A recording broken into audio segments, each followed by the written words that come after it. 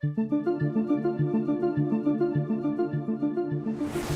ancient Sumerian tablets describe the stories of the gods, their adventures, deeds, and battles leading to the creation of the heavens, the earth, and humanity. Many of these stories are interpreted to be describing planets and the formation of the early solar system. And in many ways, the theories appear to add up. However, as the tablet stories continue on, they are read in a different way, as if these gods were not deities at all, but physical beings who came to the earth and were involved in human history.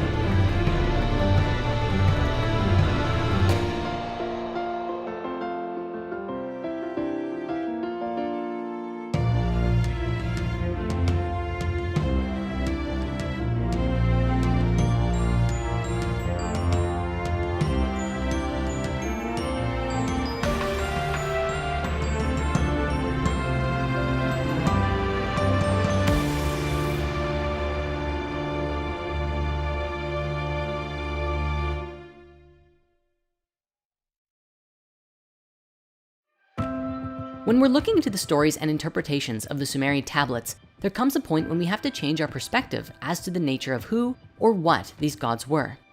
For so long now, we've been observing the interpretations where these deities are essentially a storytelling method to explain the creation of our solar system in the form of planets.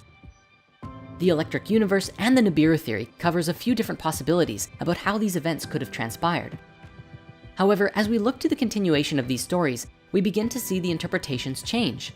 Looking at the Enuma Elish and a wide number of other Sumerian tablet stories, we see these gods interpreted as if they were actual physical beings who are believed to have played a part in the creation of humanity. This is one of the many reasons that interpreting the tablets are strange, and why historians may often choose to perceive the entire thing as a series of metaphors instead. In the main interpretation that came from Sitchin, he believed that these beings came from the planet Nibiru. However, other scholars who also interpret these gods as beings sometimes forego the conversation of Nibiru entirely and suggest instead that they simply came from somewhere else, such as the Pleiades, which are written about quite commonly in the tablets. Keep this in mind as we move forward, because while we'll be focusing on the general interpretations here, there are tons of variations and ideas about how this could have played out. Going back to the Enuma Elish, it ends with Enki or Ea creating humanity because Marduk commissioned it so. In other Sumerian stories, we find a similar description, except it is Enlil in the place of Marduk, because Marduk replaced Enlil in the Babylonian version. Enlil and Marduk are very similar though. They are both considered the supreme leaders of the Anunnaki. The only main difference is that Marduk is Enki's son, and Enlil is Enki's half-brother. But herein we find perhaps one of the biggest criticisms of Sitchin's work. Sometimes Ea or Enki appears as a planet, and other times he seems to be a flesh and blood deity. It can be very confusing, and it's up to all of us to explore the possibilities. Now, I suppose it doesn't really matter if we're looking at the entire story as an allegory, but observing it as actual historical events can definitely cause confusion in this regard. So for the sake of telling the story, we'll be using the name Ea to express the planet and Enki to describe the physical being. Just be aware that if you look these up online, you will find many places where their names overlap with each other in the mythologies. To that end, most of the deities you'll find have multiple names anyways. Enki is also known as Enkig, Nidamud, and Ninsiku throughout the various tellings. And as we previously described, he was the god of water, mischief, crafts, wisdom, and creation. Enlil, his brother on the other hand, was known as Elil and Nunamnir, and he was the Sumerian god of the air, and was more powerful than any other elemental deity, eventually being worshipped as the king of the gods. He was also the son of Anu, and together, the three of them formed a triad which governed the heavens, earth, and underworld, or alternatively, the universe, sky and atmosphere, and the earth itself. After Anu, Enlil was the most powerful of the Mesopotamian gods, keeper of the Tablet of Destinies, which contained the fates of both gods and humans. But in that case, who was Anu? And what were the Anunnaki? That's a great question, but before we can answer it, we're going to have to look at another question first. So let's do the time warp again and return to that burning question from so long ago. Who are the Nephilim? As we discussed, the Bible speaks of these people or beings called the Nephilim. There's a lot of debate today as to who and what these beings were. Looking back to the original Hebrew translation, we see the word Nephilim directly translates to the fallen ones.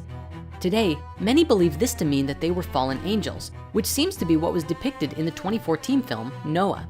Sitchin, on the other hand, believed the translation was a bit different. He read fallen ones to mean those who came down, and that they didn't fall, but landed here in some kind of spaceship. To him, the Nephilim were the people of the fiery rockets. Of course, this is one of those translations that doesn't seem to often hold up well to scrutiny, but it's interesting given the context of these stories nonetheless. We should note that in his writings, Sitchin commonly used the name Nephilim in tandem with the Anunnaki, also written sometimes as Anuna. But personally, I'm not certain that this is the best use of these titles. You see, the Anunnaki are believed to have been the descendants of Anu, the Sky Father, and the two most prominent leaders of this group are Enki and Enlil. Beyond that, there's a lot of inconsistency between how many Anunnaki there were and what roles they fulfilled. For example, in the Enuma Elish, there's only a small handful of gods who are introduced. Tiamat, Enki, Marduk, you know the group. But then out of nowhere, Marduk places 600 gods on the earth and 300 in the heavens, and no explanation is ever given about who these gods were or where they came from. Later on in our own history, the ancient Hittites identified the Anunnaki as the oldest generation of gods, who were overthrown and banished to the underworld by the younger gods, which is curiously what is described in the Enuma Elish itself, and reflects the stories of the old Titan gods in Greece being overthrown by a younger pantheon. In the Bible, we see the following passage. The Nephilim were on the earth in those days, and also afterward, when the sons of God came into the daughters of men, and they bore children to them. Those were the mighty men who were of old, men of renown. Well, they better have been courtly and romantic, because if that line is implying anything else, I don't like it. The Bible describes that they were the offspring of the sons of God and the daughters of men, essentially making the Nephilim be a little bit more like demigods, a hybridized species born of the gods, who would have been the Anunnaki and humans together. It's theorized this could be where demigods in general came from, such as Hercules, who is the son of the god Zeus, and the mortal woman named Alcmene. The result of this made Hercules fully human, yet who had the gift of the tremendous strength of a god. Of course, depending on who you're speaking with, the concept of Nephilim could just come from a mistranslation of the Bible, and the Anunnaki being simply an ancient Mesopotamian archetype. For the sake of the story, I will be telling the tale from the perspective that the Anunnaki are physical beings. But as always, feel free to interpret this however you like, and please share your thoughts in the comments below as to what you believe these Anunnaki were. This story begins several 100,000 years ago and starts in the midst of a drama involving the Anunnaki, the planet Nibiru, and our Earth. Sitchin wrote that he believed that the planet Nibiru was inhabited with life at one point in its history. He wrote that the dominant species on the planet were bipedal in stature and had evolved conscious minds. They were the Anunnaki. These beings were said to be much bigger than we are today, with the women being about 10 to 12 feet and the men being 14 to 16 feet tall, which you might recall relates with the various levels of consciousness we explored way back in Spirit Science 11 and 12. The Anunnaki were not immortal, but they had exceptionally long lifetimes compared to what we're used to. Sitchin's translations estimated their lifespan to be somewhere between 360,000 and 500,000 Earth years. However, another scholar, Lawrence Gardner, suggested the Anunnaki only had lifespans of 50,000 years. The Anunnaki have been described in several different ways. Most commonly, they're depicted as tall, bearded men, and sometimes there are women and children depicted as well. However, they sometimes are interpreted to have been crocodile-like in nature or with reptilian features. If you're familiar with a lot of New Age ideas, you might have heard of the idea of reptilians, which are said to be bipedal lizard creatures and are usually the antagonists in the human story. However, just as there are reptile humanoid statues from ancient Sumer, so too are the Anunnaki also depicted as bird-like, which Sitchin believed was simply their space helmets. Either way, both of these depictions of the Anunnaki, as reptiles or birds, are scarce, with the tall bearded men version being the most prominent. I do believe that regardless of what these beings look like, it's the bearded image of these so-called deities that gave us our common Christian image today, God as an older gentleman with a long beard. To that end, even Sitchin fought the idea that the Anunnaki were reptilian beings, and this was because he wanted his theory to fit with the Bible. To him, the gods could not be in the form of the biblical serpent. Nevertheless, these different depictions have given rise to a lot of online debate about what these beings could look like, if they're even literal physical beings to begin with.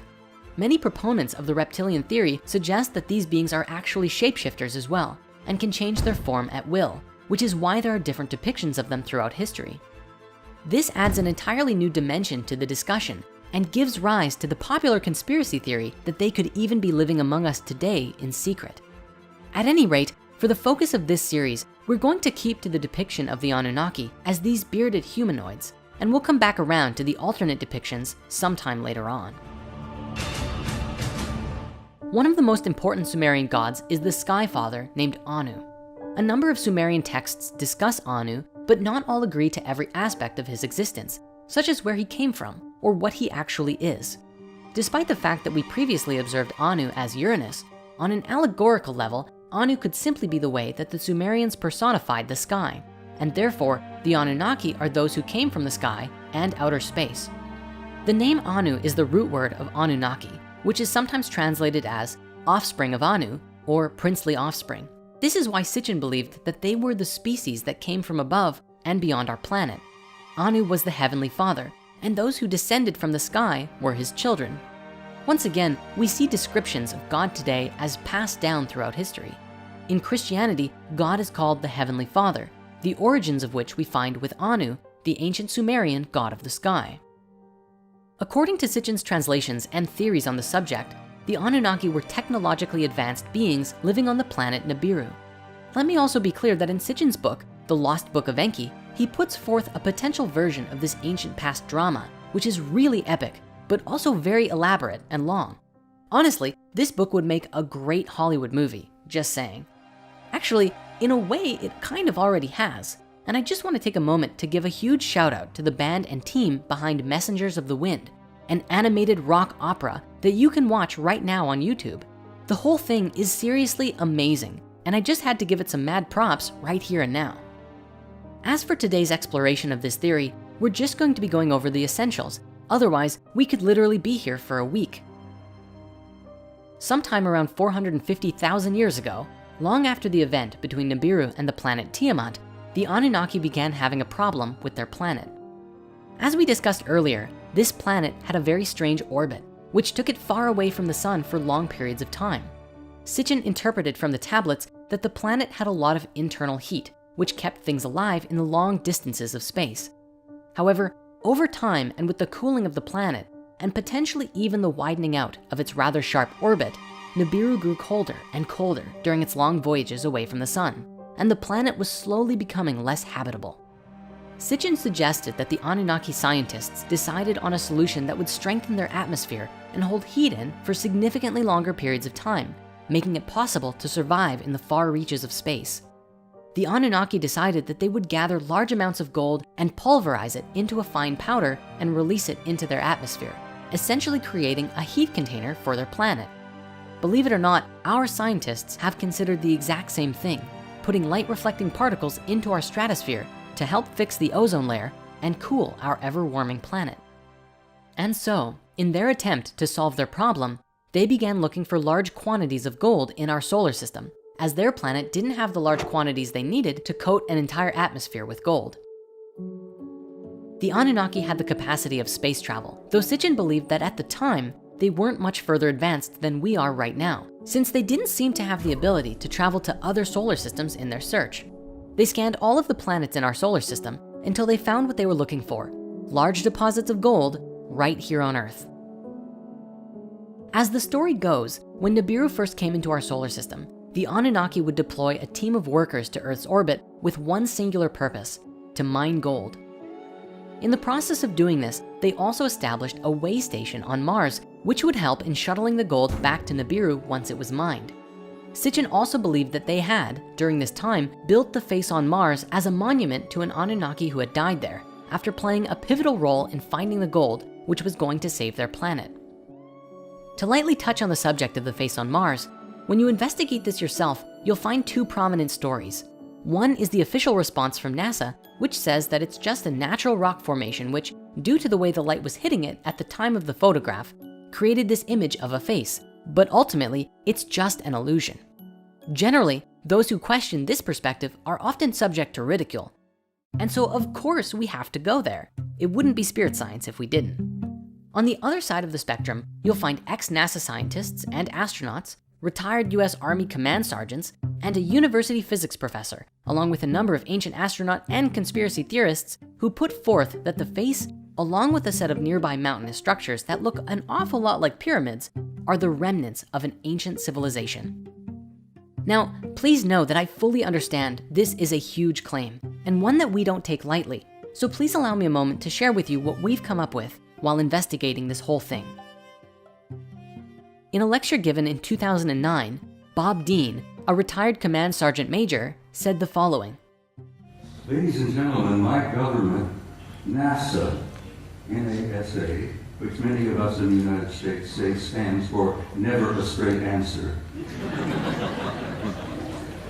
proceeded to erase 40 rolls of film of the Apollo program. The flight to the moon, the flight around the moon, the landings on the moon, the walking guys here and there. They erased, for Christ's sake, 40 rolls of film of those events. Now we're talking about several thousand individual frames that were taken that the so-called authorities determined you did not have a right to see.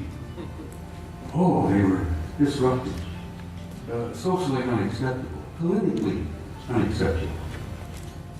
I become furious. I'm a retired command sergeant major. I was never famous for having a lot of patience. Now, another man named Brian O'Leary, who was a NASA astronaut and a close friend of Carl Sagan for many years, expressed in an interview with Project Camelot that a huge rift was created in their friendship over the face on Mars. Carl and I debated this, and it was very disappointing to me because not only was Carl wrong, he also fudged data. He published a picture of the face in Parade magazine, a popular article saying that the face is just a natural formation. But he doctored the picture to make it not look like a face. And I began to realize just directly, from a scientific point of view, not only hearsay, that this man was colluding with NASA, that there might be more to this than before. And then when I started studying things like MJ-12 and other organizations that were covering up the UFO phenomenon, Carl was on a committee with a number of notable people. There was a report issued by the Brookings Institution in 1961, and that's about when I knew Carl. During those years, the 60s mostly, is when I worked closely with him, that he and this other group said, well, if any ETs ever showed up on the Earth, it has to be covered up. That's the only way we're going to be able to manage this, because if we can't, it would be too much of a culture shock. So their recommendation to the government in 1961 was to cover up the UFO phenomenon. And I think in a way that provided a justification for the ongoing cover-up. Way back in '61, was to keep things secret. But Bob and Brian aren't alone in their claims. We also find very accomplished scientists and mechanical engineers who are involved with NASA who basically share the same story. We'll share some links in the author comments so that you can read up on all of these responses to Cydonia and the face on Mars. And with that, it's about time we return to our story. Now in the Enuma Elish, it says that Marduk placed 300 Anunnaki in the heavens and 600 on the earth, or the netherworld, depending on the translation. And all of these Anunnaki were led by 12 leaders. Sitchin believed that this was attempting to describe that there were 600 worker Anunnaki who came to Earth to dig the gold, who were led by 12 supervisors or bosses. The 300 gods in the heavens were believed to be another 300 Anunnaki who stayed in orbit on their mothership above the surface of the planet, similar to how we have the International Space Station in orbit today. To begin their mission, the Anunnaki first went to the Middle East. Sitchin believed it to be in the area of present-day Iraq, where in 7 days they established Eridu. Eridu is commonly believed to be the oldest Sumerian site across all of Mesopotamia. And is it possible that this is where the 7 days of creation come from in Genesis? Either way, it was here that they established their headquarters. For the gold, however, they went to mine a specific valley in Southeast Africa, where the largest natural deposit of gold was known to be. Of the 12 supervisors, Enlil was the leader of the whole operation, and Enki was second in command. The Anunnaki carved deep into the earth and dug large quantities of gold. Then, every 3,600 years when planet Nibiru came around, they would shuttle the gold to their homeworld and return to digging while Nibiru traveled its orbit again. Now, according to Sitchin and supporting theorists, they dug for a very long time, about 100,000 to 150,000 years before the rebellion took place. Somewhere between 300,000 and 200,000 years ago, the Anunnaki workers rebelled against their bosses. They did not want to keep digging in the mines. One can easily imagine them saying, "We've been digging gold for 150,000 years and we're tired of it. We're done." The rebellion presented a problem for the supervisors and something had to be done. This is where Enlil and Enki come into the story in a very prominent way. If you recall, in the original Sumerian story, we had two versions of the conception of humans. In one, it was Namu's idea, and in the other, Enlil told Namu the idea, who gave it to Enki. So as our story goes, during the time of the rebellion, Enki's mother communicated with Enki while he slept, sending him a vision saying, "Oh my son, arise from thy bed, from thy slumber. Work what is wise, fashion servants for the gods." Due to the variations, it's not clear about where the true origins of this vision come from, but nevertheless, Enki awakens from this vision-filled slumber and suggests creation of servants for the gods. According to the story, Enki himself creates human beings out of a mixture of clay and the blood of the slain Kingu. This is another time where we have two different interpretations converging on each other, because earlier we saw how Kingu was interpreted to be the moon, but now Kingu seems to be a being with flesh and blood, for it is with Kingu's DNA that provides the necessary ingredients for human genetics. What is Kingu, really? Looking at the rest of this description, we see a few more possible interpretations. To some, the term clay doesn't mean like physical clay, but earthly matter, including pre-existing life. And many believe that this line actually means that humans were created in a synthesis of Anunnaki DNA and the DNA of the highest form of primitive life available on the earth. This then would suggest that humans weren't necessarily created, but came from a modification of an earlier hominid species, which was most likely either Homo erectus or Homo heidelbergensis. For years, we've been struggling to find the missing link between our species, Homo sapiens, and our predecessors, and this search is still taking place today. Perhaps this is our missing link. What's especially interesting about this is the timeline, because we currently understand that Homo sapiens emerged roughly 200,000 to 300,000 years ago, which is said to be right about when the Anunnaki rebellion took place. Throughout the tablets, genetics and the transformation of the human being are recurring themes. In the Flower of Life books, which originally put a lot of different pieces together in these stories, Drunvalo puts forth another piece of information that is very intriguing. He describes that in order to create a new species, you need both a father species and a mother species. Just like in order to create a child, you need a mother and a father. Drunvalo said that the Anunnaki were our mother species because they did the actual birthing, and that our father species were actually the Sirians, or at least a species from the star system Sirius. So to be very clear, these beings came from Sirius, not Syria, which is one of the closest stars to us and the brightest star in the sky. Well, not counting the sun. Okay, second brightest. Now, while the Anunnaki were primarily a third-dimensional species, the Sirians were fourth-dimensional, and so were able to come to our planet in a way that was probably like tessering from A Wrinkle in Time. In a stunning ritual, he described that these beings traveled here interdimensionally and entered directly into the womb of the halls of Amenti and before the Flower of Life, the sacred heart of all consciousness on the planet. Because they understood everything was light and energy, in their fourth dimension, they created 32 rose quartz slabs and then laid down upon them and entered into a long meditation, conceiving a new consciousness. Then Enki on the third dimension created a laboratory human egg, a genetic fusion of Anunnaki DNA and the DNA of the previous hominid species, and put them into Anunnaki women who were volunteering to do this. The new seeds of consciousness created by the Sirians then entered into the eggs and impregnated the women who nurtured them for what probably felt like 9 months or so and bore them as children. Now, let's be clear that this part about the Sirians is not found in the Sumerian tablets themselves, and so it's not grounded in any ancient writing. But it's a very compelling idea nonetheless, especially because of its implications, that the Anunnaki developed our bodies, but not our souls. And I mean, who knows? Maybe they were the bird people. Then again, it might all just be a fun idea and nothing more, because just as much as the Sirians could be said to be our father species, It could also be said that Homo erectus was our father species, the seed that was nurtured into something new. Ultimately, after all was said and done, the tablets write that the Anunnaki had created an entirely new species of life on planet Earth, and that species was us. The legends in the ancient tablets are very clear that the Anunnaki created humans to support and serve the gods and help maintain all of creation. A lot of questions still remain though. What happened once we were created? And how did we earn our freedom?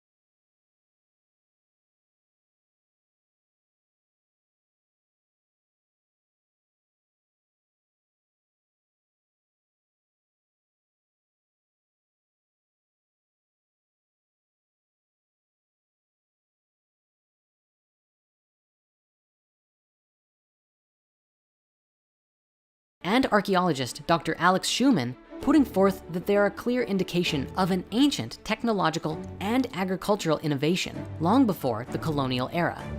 Along with these amazing insights, we also have the discovery of what is now called Adam's calendar, which is a curious arrangement of ancient blocks aligned perfectly with the movements of the sun, solstices, and equinoxes.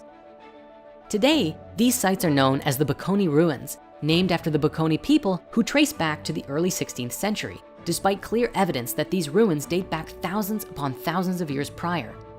The ruins themselves today are generally neglected by the government and heritage institutions and are getting damaged over time, but some have been saved thanks to the initiatives of private owners.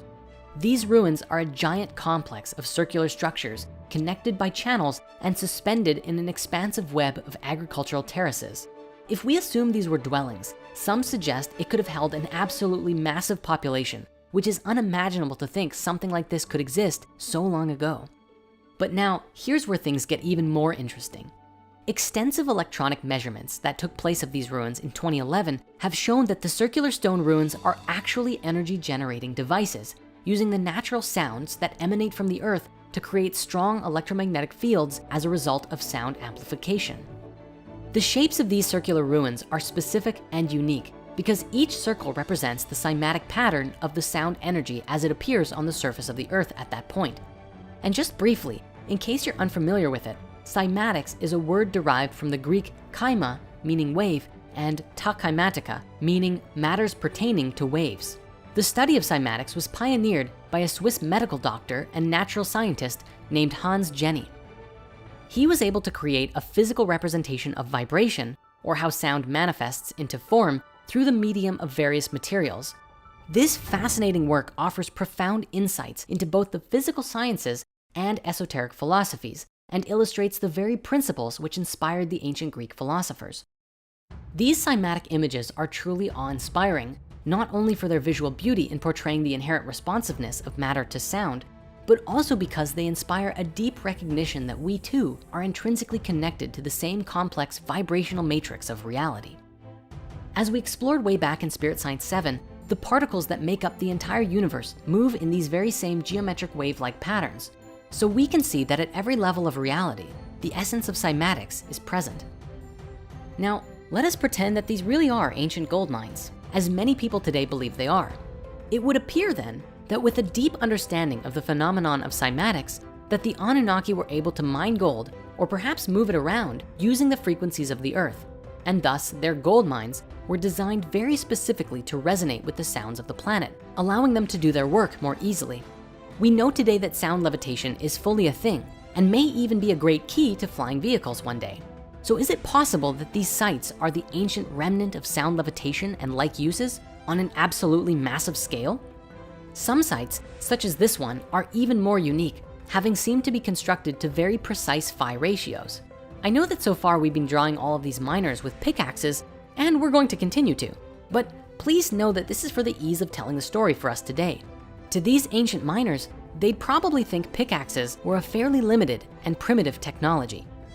Regarding these ruins, the man responsible for leading the research on the electromagnetic fields of these sites is Michael Tellinger, who wrote the following about his experience there. I have measured these spectacular energies and electromagnetic waves and therefore do not hesitate to make these claims. The fact that these circles are all connected by the stone channels makes it very clear to any scientist who works with electricity or energy that the stone circle complex is a giant energy generating grid that was most likely used in the mining and processing of gold on a scale unimaginable to us today.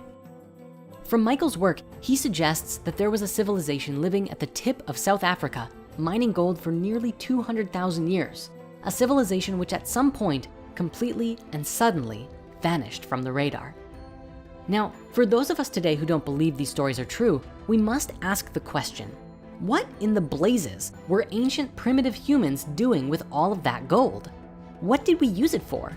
Keep in mind, the general consensus is that at this stage in human evolution, we were purely hunter-gatherers. It was not until after 9,500 BCE that the 8 so-called founder crops of agriculture appear, and these ruins are dated significantly older than this. We know today that gold is a very soft metal, and not really something that we could use like other metals, certainly not if we were so primitive, as most of the world's historians agree that we were. Critics often put forth against Michael Tellinger and his claims that these sites could not possibly be gold mines because there is no ancient artifact that we know of today made of gold that exists before 4,600 BCE. Then again, if the Anunnaki were shipping the gold off to their planet or wherever, it would make sense that humans wouldn't be crafting things out of it anyways. It is most certainly an extremely unique puzzle, made even more amazing by the fact that Sitchin wrote the Anunnaki were mining gold in Southeast Africa way back in 1976, long before the discovery of these sites truly came to light. For all of the people who claim that Sitchin didn't even know how to read the tablets and all of his interpretations are wrong, I pose the question, how is this even possible? Now, I know what you might be thinking. Michael Tellinger read a Sitchin book, went to Africa, and then claimed some old ruins that he found were gold mines. And you know what? Maybe he really was looking for them. However, if we consider that he is correct and that the energetic and cymatic readings of the site truly do indicate that they were gold mines, then it really does call us to reevaluate everything we think we know about human origins. The back and forth between historians and archaeologists on this, and even naming the ruins after the Bikoni people, reminds me of exactly the same thing that happened around the age of the Sphinx. Today, Egyptologists stand definitively behind the idea that the Sphinx was built around 2500 BC by the pharaoh Khafre, despite significant archaeological evidence, such as the weathering patterns on the Sphinx, that prove it is significantly older, at least 12,000, if not 35,000 years old. The way that skeptics treat Sitchin and his work, you'd think he was just throwing darts at a map, and wherever they landed was wherever he pegged the story to take place. But if those ruins truly are the remnants of gold mines, then we have to ask the question, was Sitchin actually able to read the tablets better than everyone else in recent history? Today, most historians believe that the Sumerian tablets don't speak of gold mines at all, and that Sitchin essentially just made it all up. In the 12th planet, Sitchin explains his reasoning, which actually has to do with Apsu, also written as Abzu. If you recall, Apsu is regarded as the aquifers under Mesopotamia, and Sitchin translated him to actually mean the sun. But after Enki took the throne, Apsu became a location rather than a deity. Sitchin writes, the Sumerian term Abzu, which scholars have accepted to mean watery deep, requires a fresh and critical analysis. Literally, the term meant primeval deep source, not necessarily of waters. According to Sumerian grammatical rules, either of two syllables of any term could precede the other without changing the word's meaning, with the result that Abzu and Zuab meant the same thing. The latter spelling of the Sumerian term enables identification of its parallel in the Semitic languages. For Za'ab has always meant and still means precious metal, specifically gold in Hebrew and its sister languages. The Sumerian pictograph for Abzu was that of an excavation deep into the earth mounted by a shaft. Thus, Ea was not the lord of an indefinite watery deep, but the god in charge of the exploitation of Earth's minerals. This is a very curious correlation, considering that gold is often called the royal metal, sacred in ancient times, and is the metal most commonly associated with the sun in ancient alchemy, and very often related with solar deities. So we see Apsu firstly written as the sun, and then a physical metal commonly identified as the metal of the sun and sun gods. Wowsy, but you know what? Our discoveries don't end there. Let's now shift the conversation for a moment to explore one more curious relationship between what we know today about human history and the story from these tablets. There is a colloquial mitochondrial Eve theory that scientists first presented in the early 1980s.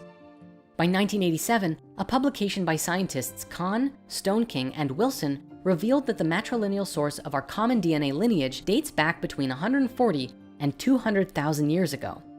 To be clear, the original nomenclature for this finding was Lucky Mother, but when a publication in Science titled The Unmasking of Mitochondrial Eve was released to the world, the name Eve stuck in the minds of the masses.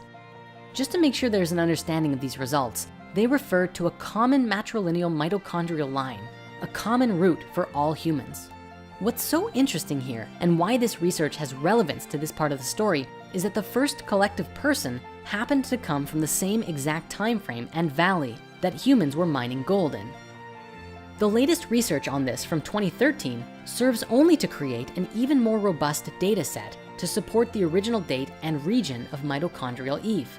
Isn't it so remarkable that the original theory and still prevalent out of Africa theory of human origin just so happens to point to the same valley where the Sumerian records say that it all started? Coincidence? You decide. Let's now bring ourselves back to the story, sometime around 200,000 to 300,000 years ago, when Enki created humanity.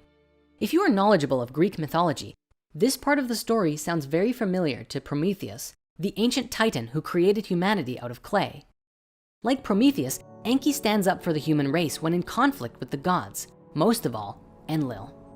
From a more scientific perspective, the tablets seem to depict Enki as a geneticist who used some form of advanced technology to clone and create this new kind of human.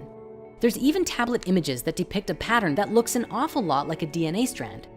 Despite Enki's work, Enlil was still in charge of the operation and would command Enki to modify the genome as he required. Sitchin explains that the combination of earthly clay mixed with divine blood to create the prototype of man is firmly established by the Mesopotamian texts. We also see this reflected in Genesis 2, where Elohim fashioned Adam from the clay of the soil, and he blew in his nostrils the breath of life, and Adam turned into a living being with a soul. The Hebrew term commonly translated as soul here is nephesh, that elusive spirit that animates a body and seemingly abandons it when the physical form dies. Interestingly, the term Adama, after which the name Adam was coined, originally meant not just any earth or soil, but specifically dark red soil. The Hebrew name for the color red is also Adam, which stems from the word for blood. This name Adam employed a Sumerian linguistic play of double meanings. The Adam could mean several things: one of the earth, one made of dark red soil, and especially the one made of blood.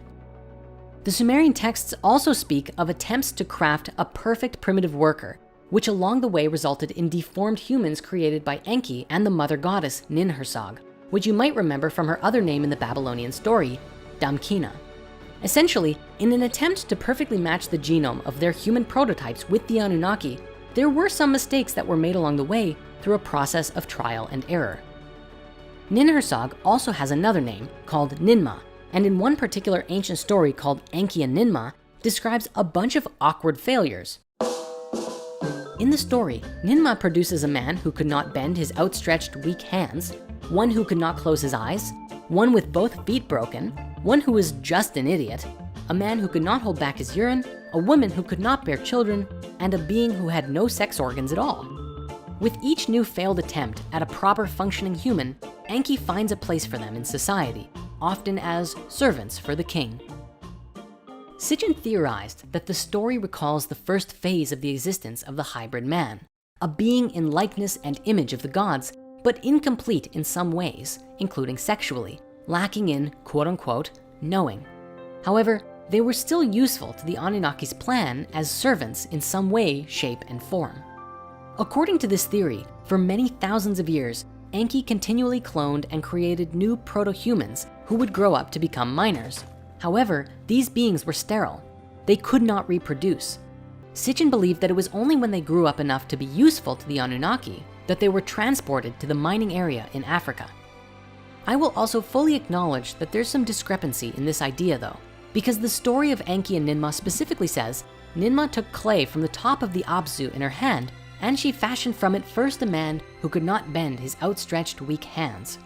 The use of the location Abzu here though suggests that the creation of humanity actually took place in Africa, which also aligns better with the mitochondrial Eve discovery that we looked at earlier. Perhaps then it's just the other way around, and that after fashioning these servants, they were found useful to the Anunnaki in other ways than mining, and were transported to Mesopotamia to help work in and maintain Eridu or other locations nearby. Either way, it's believed that the location where these slaves worked in Mesopotamia was a place called Eden, which is the root word for the biblical Garden of Eden. There's a few ideas about this translation though. Today, most modern scholars translate the Sumerian term Eden as steppe or plain, suggesting it refers to a large field, I guess. Sitchin, on the other hand, translated Eden to mean home or abode of the righteous ones. At any rate, it's what happened in this location where things get intense. A dispute was growing betwixt the gods. You see, Enlil is often described as the oppressor of humanity, a bit of a patriarchal overlord who commanded the slaves. Enlil is said not to really care about humanity though. He just wants to mine gold, destroy humanity, and go home. The tablets even say that he orchestrates a massive flood to wipe out humanity, a subject that we'll get to shortly. Enki, on the other hand, is described as humanity's champion. Enki cares about humanity and sees them a bit like his children. And while they've been producing all of these sterile slave humans to mine gold and till the fields and all that stuff, in secret, he has been continually refining and developing the human genome to produce the perfect human, one who is capable of reproduction and living as its own sovereign species. This story says that Enki finally discovers the perfect genetic pairing and that a real human is achieved. On the subject of the creation of the first humans and this land of Eden, there are two Sumerian myths I'd love to share with you. The first being Enki and Ninhursag, and the second being the Atrahasis. Now, the story of Enki and Ninhursag is a bit long, so we're just gonna summarize the essence of it here. Basically, in the story, there is a paradise land called Dilmun. The story begins with what you might call not safe for work content. So I'm just gonna gloss over that for now and say that eventually, Enki eats 8 unique plants in this sacred paradise land. Unfortunately, the goddess Ninhursag considers this act to be a terrible sin.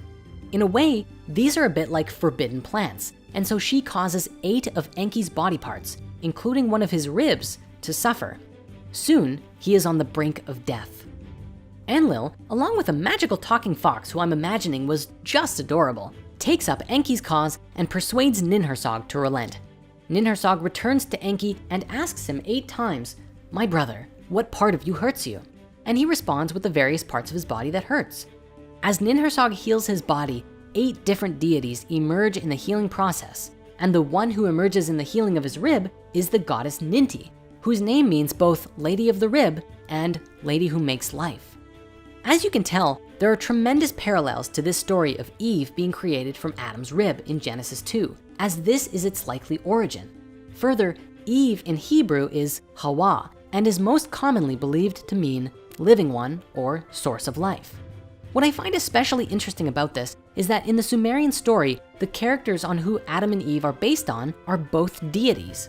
While the name Adam comes from Adamu, the character seems to be based on Enki, and Eve's name relating to life and being born of Adam's rib fully links her with Ninti.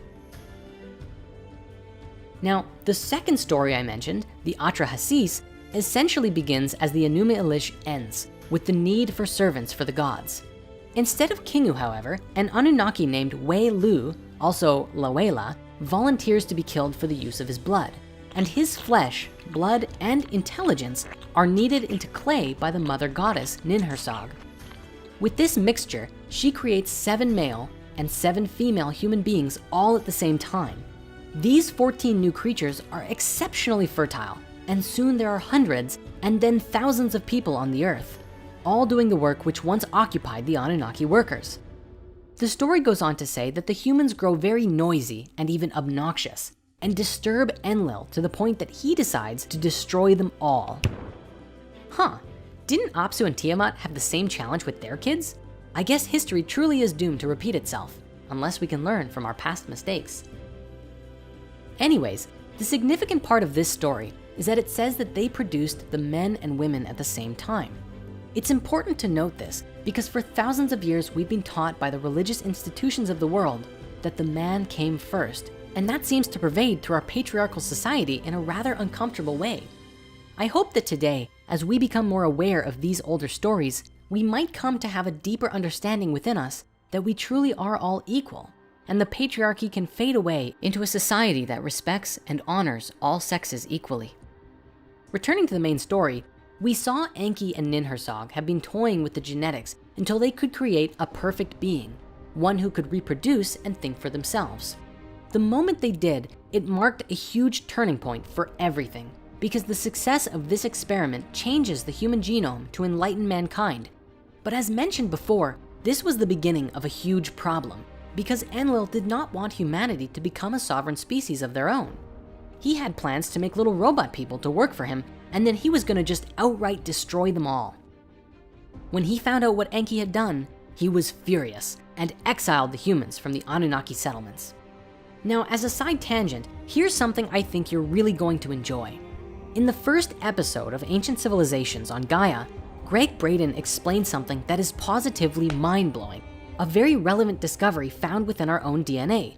I have to encourage you to really practice looking at this openly without judgment or fear, because there are deep roots within our psyche from generations of institutional Judaism and Christianity that have essentially indoctrinated us into believing a very specific ideology. For example, the serpent in the Garden of Eden is said to be Satan. Generally, if you suggest an alternate interpretation to this, people naturally assume you must be evil yourself. So with that as a disclaimer, we get to see that the myths on which the Garden of Eden story were based actually suggests that the character who eventually was written to be the snake was really freeing us from our captivity. It was due to Enki's modification that we tasted a form of knowledge that we were not previously capable of comprehending, thinking for ourselves, becoming self-aware, and capable of doing anything because we were no longer running on the Anunnaki programs, but our own unique consciousness. However, this also came at a price. We were capable of doing anything, including experiencing within us both good and evil. We had tasted from the fruit of knowledge of good and evil. Perhaps this is why the snake was written to be Satan in the creation of the Old Testament, because they had stories of paradise and gods from their ancient history, and the authors naturally assumed that the exile from the Garden of Eden was a punishment. In a way, it was, because we had to learn to fend for ourselves from now on. But ultimately, that would bring us to, over the next thousands of years, evolve our consciousness higher and higher and become the beings that we are today. The beautiful thing is, we're still growing, and one day we will evolve to the point where we will know and understand that we are all connected, and we will travel and explore the universe and experience a life almost unimaginable to us today. Now, there's one more fun thing about all of this that I wish to share with you.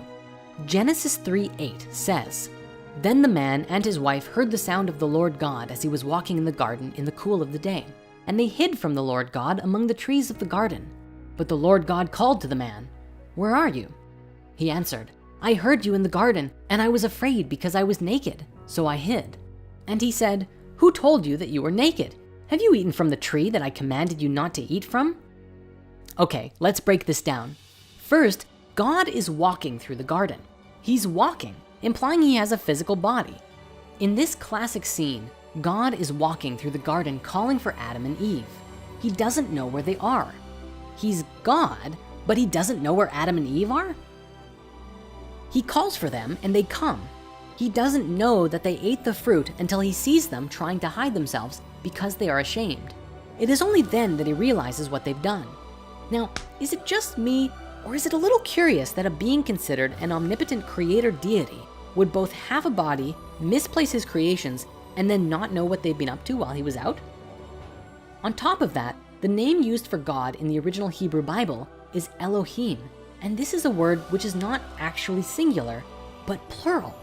It gives support to the idea that the God the Bible is describing was not a singular being, but a race of beings, or at least multiple physical beings. And as we saw earlier, when Enlil found out what Enki had done, he was furious. But regardless of what Enlil had commanded, human beings were created, and this set them on a path. Humanity stepped into a new beginning, free of slavery, and into a journey of self-discovery. What's more amazing is that all of this was inscribed in the Sumerian tablets over 2,000 years before the Bible was ever written down. When discussing the story of the history of humanity, this is the part where there's a bit of a break in the chain, making it very difficult to discern the truth. Keep this in mind for this chapter specifically, because the ancient accounts are very fragmented and their meanings are not always agreed upon. You see, most stories in the Sumerian tablets document the creation of humanity and then usually are fragmented until the story of the flood. The flood is a huge discussion of its own and one that we're going to be exploring very soon. However, there is a big mystery of what happened in the middle. In order to make sense of it, we have to look to a few different sources. It's definitely one of those subjects that I really encourage keeping an open mind about, because there are several different key versions and stories about what happened, from James Churchward's account of Mu, to the Book of Enoch, to Plato's account of Atlantis, which may have even come from ancient Egypt. Along with that, we will also touch upon the Emerald Tablets of Thoth and other myths and legends from around the world, and of course, Drunvalo's account from his books, The Ancient Secret of the Flower of Life, which, as we mentioned before, did an amazing job of putting a complete story together only a few decades ago. According to Drunvalo's version, from the time of Adam and Eve, our race developed in two strains. One that could live free from enslavement, although they were still monitored, and the others that were destined for a life of slavery. After the first humans were born, they moved away from Eden to another part of Africa or Eurasia, where they were allowed to grow and develop their consciousness. Eventually, there was a consciousness shift, and these early humans migrated to a place that was very isolated from the rest of the world. The place that we moved to was called Mu, though commonly today it's known by the name Lemuria. When you begin to research Lemuria, you find some interesting things. The original theory for Lemuria was that it actually was an island or a stretch of islands located in the Indian Ocean, connecting Madagascar to India. The name Lemuria actually came about from a 19th century controversy over Darwin's origin of species. Defenders of his theory had trouble explaining how a certain species, specifically lemurs, became distributed in Madagascar and India, but not in Africa or the Middle East, connecting the land masses. It became suggested that at one point, a land bridge existed in the Indian Ocean, which they named after the lemurs they were studying. Thus the name Lemuria came to be. The concept of Lemuria was quite popular for a while, before losing relevance due to the evolution of continental drift theory, where the continents existed together as Pangaea. The name Lemuria was then later applied in modern spiritual circles to the legends of Mu, which is sometimes also called Pacifica. Anyway, so what is Mu? Well, the legend of Mu first began in the writings of Augustus Le Plongeon, after his investigations of the Mayan ruins in the Yucatan. His work with translating parts of the Popol Vuh led him to believe that Mu was associated with the lost continent of Atlantis and wrote about it as such. However, Mu as a lost continent in the Pacific began with a man named James Churchward, who met with Plongeon and his wife in 1885 after their 12-year excursion in the Yucatan. The hypotheses are featured in a series of books written by Churchward between 1926 and 1933. He claimed that when he was a young man serving as a soldier in India, a high-ranking temple priest showed him an ancient set of clay tablets that only 2 others could read. James said that he convinced the priest to teach him the ancient language, and that upon reading them, he learned that they came from a place where man first appeared, Mu. James gave a vivid account of an ancient advanced civilization, the Nakals, who flourished sometime between 50,000 and 12,000 years ago. Mu was said to have 64 million inhabitants and 7 major cities, with colonies established throughout the other continents. The entire population was separated into 10 tribes and followed one government and one spirituality. He said that the continent was located in the Pacific Ocean and was 5,000 miles east to west and 3,000 miles from north to south.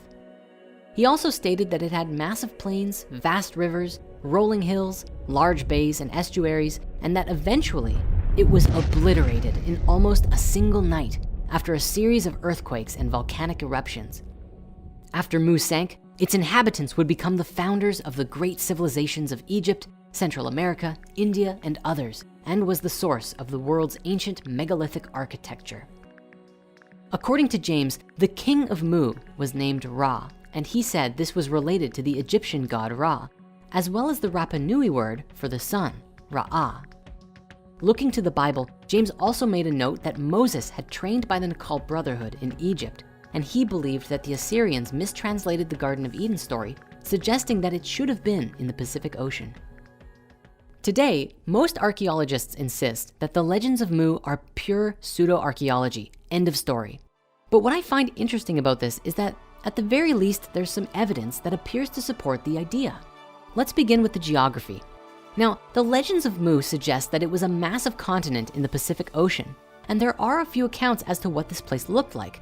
While James suggested it was a long continent with rolling hills and many rivers, Drumfellow's account in the Flower of Life book suggested it was not a single island, but a stretch of islands of varying sizes, a massive archipelago ranging from the area around Hawaii through Polynesia and all the way to Easter Island. In floor maps of the Pacific Ocean, you can see this stretch of mountainous bodies underwater, which could have had both massive islands as well as supporting many little islands as well, were it at the surface of the ocean. There are several other ancient discoveries which could potentially be physical evidence of Mu, from Japan's underwater site at Yonaguni to the cryptic petroglyphs on Hawaii. And that's not to mention Easter Island. We know today that many of the remarkable features of Easter Island, such as the legendary Easter Island heads, which were recently discovered to have traces of full bodies, were only built in the last 1,000 years. But Easter Island also has an ancient written text in a language called Rongo Rongo, although it's unclear as to whether or not this is writing or proto-writing. If it is in fact a full writing system, it could be one of the only surviving cases of an independent invention of an alphabet ever in history. These surviving tablets are a huge mystery for us today, as the language has still not been deciphered. When we put these findings together, it seems to indicate higher levels of advancement in ancient cultures than we currently understand, which is made even more interesting because of the remote location seemingly in the middle of nowhere. Looking to the Rapa Nui people of Easter Island, we actually find a similar story to the legends of Mu. In one of their creation myths, we find a story of a great and beautiful continent that they called Hiva. One night, the king of Hiva received a message in a dream that his land would sink, and sure enough, this vision came to pass. Thanks to the king and his dream, however, the people were guided to a new land, which was Easter Island, and there they survived the disappearance of their homeland. Historical and scientific investigations on the people of Easter Island suggest that Polynesians from the Marquesas Islands traveled from the west to their new home, but the date is unknown, with estimates for their arrival ranging anywhere between 300 to 1200 AD, perhaps even further back given the lack of evidence. This seems to show that the myth of Easter Island has more historical truth to it than mere fable. They did in fact migrate to Easter Island, and one wonders what other parts of the myth may also prove to be true. Stepping back to the history of the people of Mu, in the ancient secret of the Flower of Life, Drumfellow described that the descendants of Adam and Eve were taken by Enki to Mu, although he used the name Lemuria, so that they could safely grow and develop their consciousness on their own, without interference from the slave miners or the Anunnaki, who were still mining Africa for its gold and inhabiting their cities and temples across the Middle East. There are a few different theories regarding the timeline of Mu. Some theories place Mu's existence from about 75,000 years ago to 30,000 years ago, and it was at that time that it sank and Atlantis rose. Others believe that Lemuria and Atlantis existed at the same time, which is what we find in James Churchward's version of the story.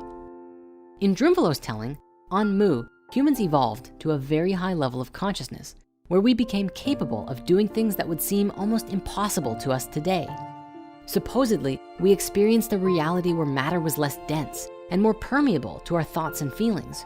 And so we were able to levitate, move through solid objects, and other amazing feats. In a way, we were kind of like young deities. He also wrote that on this continent, the first mystery school was created. It was founded by two people who discovered the gift of immortality, who then taught this ability to approximately 1,000 others before the time came when Mu sank. This event is described as a terrifying cataclysm, which we find two predominant versions for depending on the timeline. James Churchward suggested that the main mineral of the landmass of Mu was granite and was honeycombed with huge shallow chambers and cavities filled with explosive gases. And due to volcanic activity underneath the continent, it released tremendous explosions, causing the continent to sink. As with most legends of a lost civilization, the stories all describe that Mu or Lemuria, for one reason or another, sank beneath the waves, leaving no remnant of it behind, and the survivors made their way to new homes. And one common theory about where they went was a new continent called Atlantis. Sort of a fun side note here. Do you remember way back in the original human history movie where we started by saying, well, this? This story spans back hundreds of thousands of years into our past. It talks about Tiamat and Nibiru, the Nephilim, seeding the human race, Adam and Eve, and the children of Lemuria. This portion of the story is really interesting, but not the most crucial to know. We're not going to be covering this at this time. We are, however, going to be picking up the story at the end of Lemuria and discussing the events of Atlantis up to present day. Well, guess what? We're here. I'm so happy to at long last bring some context to the beginning of that particular story. However, there's still more to cover that we previously hadn't. And for those who haven't seen the original human history movie yet, we'll make sure to cover the basics as well so that you won't be left out.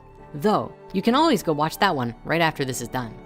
It was at this point that another mass migration occurred, where the children of Mu found a new home, and they called it Atlantis. So, Atlantis. The best place to start here is with the origins of this myth. The first account of Atlantis actually came from Plato in his writings called Timaeus and Critias from about 360 BC. He discussed an ancient kingdom called Atlantis located on an island in the Atlantic Ocean, somewhere beyond the Pillars of Hercules in the modern-day Straits of Gibraltar.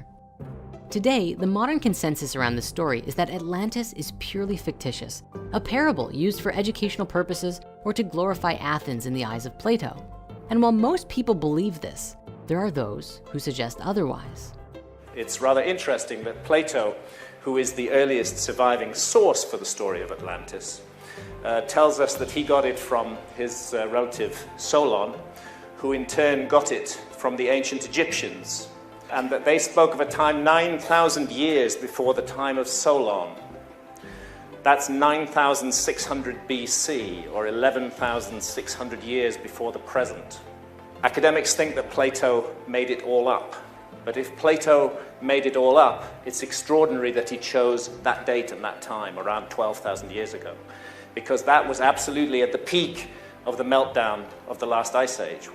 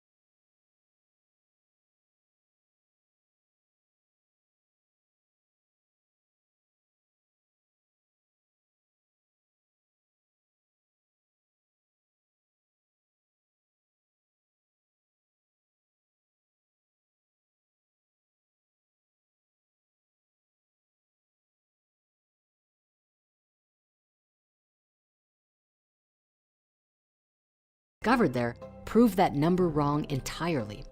This dramatically changes our perspective of the history of our world. Fragments of nature are found under a layer of volcanic ash, suggesting that a huge volcano or cataclysm of some kind, maybe a comet hitting the Earth, caused a dramatic shift that we're now seeing the remnants of today. Further, I'd like to take a moment to discuss with you the legendary Piri-Reis map, an old map drawn by admiral and cartographer Piri-Reis in Constantinople in 1513, which describes with remarkable geographical detail the seismic profile of certain portions of Antarctica. Reis used information gathered from many explorers at the time, but what's amazing about this map is that Reis could not have acquired his information about Antarctica from any contemporary explorers, because this continent remained undiscovered until nearly 300 years after the map was drawn. But what's perhaps even more anomalous about this whole thing is that the map depicts what Antarctica looks like under ice-free conditions.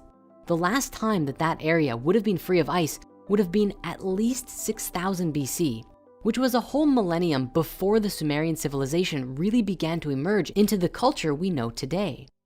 A note on the southernmost section of the map reads, "And in this country, it seems that there are white-haired monsters in this shape and also 6-horned oxen. The Portuguese infidels have written it in their maps." Interestingly, the Portuguese provided information on this southernmost region in Reis's map, according to the notes on it. Now, Piri-Reis himself left notes that his map was drawn from pre-existing information and maps. However, he himself did not venture any suggestions as to the identity of the cartographers who produced these earlier maps. In 1963, however, Professor Hapgood proposed a novel and thought-provoking solution to the problem. He argued that some of the source maps the admiral had made use of, in particular the ones that were said to date back to the 4th century BC, had themselves been based on even older sources, which in turn had been based on sources originating in the furthest of antiquity. There was, he asserted, irrefutable evidence that the Earth had been comprehensively mapped before 4000 BC by a hitherto unknown and undiscovered civilization, which had achieved a high level of technological advancement. The Piri-Reis anomaly and the mysteries of Antarctica are described with significant detail in Graham Hancock's book, Fingerprints of the Gods, and we highly recommend giving it a read, along with his follow-up book, Magicians of the Gods. Now, before we move on, there's just a few more interesting things that I have to share with you about Antarctica. The first is a particularly curious accidental leak of information that supports this idea that something is going on down there, and it actually comes from Fitbit. You see, recently Fitbit published a world heat map with Strava to show where people are commonly wearing their Fitbits. Now, I suppose most people do not disable their location services because this published map at first showed a number of curious formations under the ice in Antarctica, including a large ring and some other underground bases. Since this was initially published, the government or whoever has forced Fitbit to remove these images from their public heat map, but you can still find a few YouTube videos of people pointing them out. Well, hey, like this one. Finally, in the last several years, photos that were taken using Google Earth were publicized, causing more than a few heads to turn. Here is one that shows a rather curious formation that is clearly not natural to the environment. And here is one that looks more than a little bit like a pyramid. Many were quick to suggest that this was a remnant of some Atlantean civilization, but many critics were quick to put forth that it was just a four-sided mountain, and that pyramid-shaped peaks are very common, such as the Matterhorn in the Alps and Mount Bullenstinder in Iceland as notable examples. And while there's no question that these are mighty mountains, this one in Antarctica is significantly cleaner. There's just no comparison really. It's much less rigid than any of the examples the skeptics give to try and debunk it. But look, it might just be a convenient mountain. We don't claim to know either way, but it's interesting to look at and ponder, wouldn't you agree? Now, along with all of these ancient discoveries and the revelation of our distant past, there is also the conversation of the Richat structure, sometimes called the Eye of the Sahara or Heart of Feathers in Arabic, which is commonly believed by many today to be a remnant of Atlantis. There's actually some pretty strange coincidences about it that have led many people today to assume the connection. You see, in his writings, Plato explained that the central city of Atlantis was sectioned into 3 rings, each with a large moat of water between them. And this is what draws many people to believe the Richat structure to actually be Atlantean remnants. For as we look at it from space, it really does appear almost exactly like Plato's account. But there's a little bit more to the theory than just looking similar. In a nutshell, according to Plato, the first king of Atlantis was known as Atlas, who divided his kingdom among his brothers and eventually created the vast empire that occupied much of the known world. But get this, according to the legends of the Berber people, who today live in Northwest Africa, they also have a mythical founder king who, you guessed it, was also called Atlas. Granted, there's not much to suggest they are the same person, and even Atlas of Mauritania is partly folklore. But according to reconstructed maps based on Herodotus's writings a while before Plato, some say he placed Atlantis in the same region right below the Atlas Mountains in Morocco. Now, it's worth pointing out that C14 dating places the Eye of the Sahara between 400 and 40 million years old. So it's way older than anything we've come across so far. And current research suggests that it's just one of those weird geological changes brought about by the separation of Pangaea. But what if it actually was an even older remnant of Atlantis? If we look back to Plato's account, he actually gives us some pretty good descriptions of what the environment and surroundings of Atlantis looked like. He tells us that the islands were larger than ancient Libya and Asia Minor combined, although this may be speaking to its power level, and that the Egyptians described Atlantis as an island consisting mostly of mountains in the north and a huge plain in the south. He also says that the Atlanteans dug a great canal to the sea, and alongside the bridges carved tunnels into the rings of rock so that ships could pass into the city. Now, if we look at the Richat structure, we can see that it has an opening, canal-shaped shaft to the south, which matches Atlantis's description of connecting to the sea.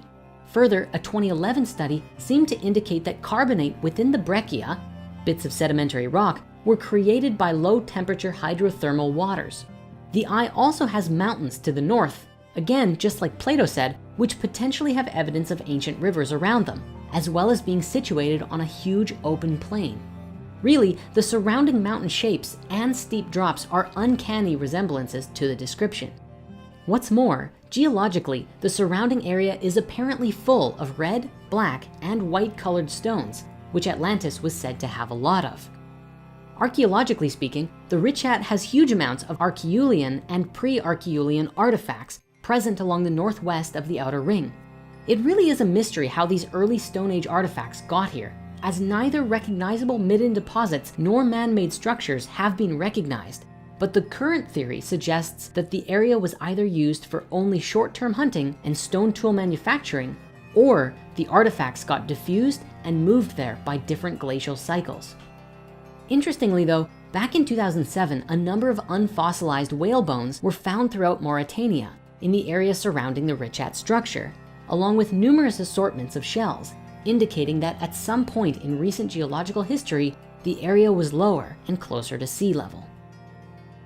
Finally, even the scientific explanation of the Richat, that it was formed by the molten rock pushing its way to the surface and then collapsing, going through multiple periods of being forced up and down, seems strangely reminiscent of Plato saying that Atlantis was destroyed by earthquakes.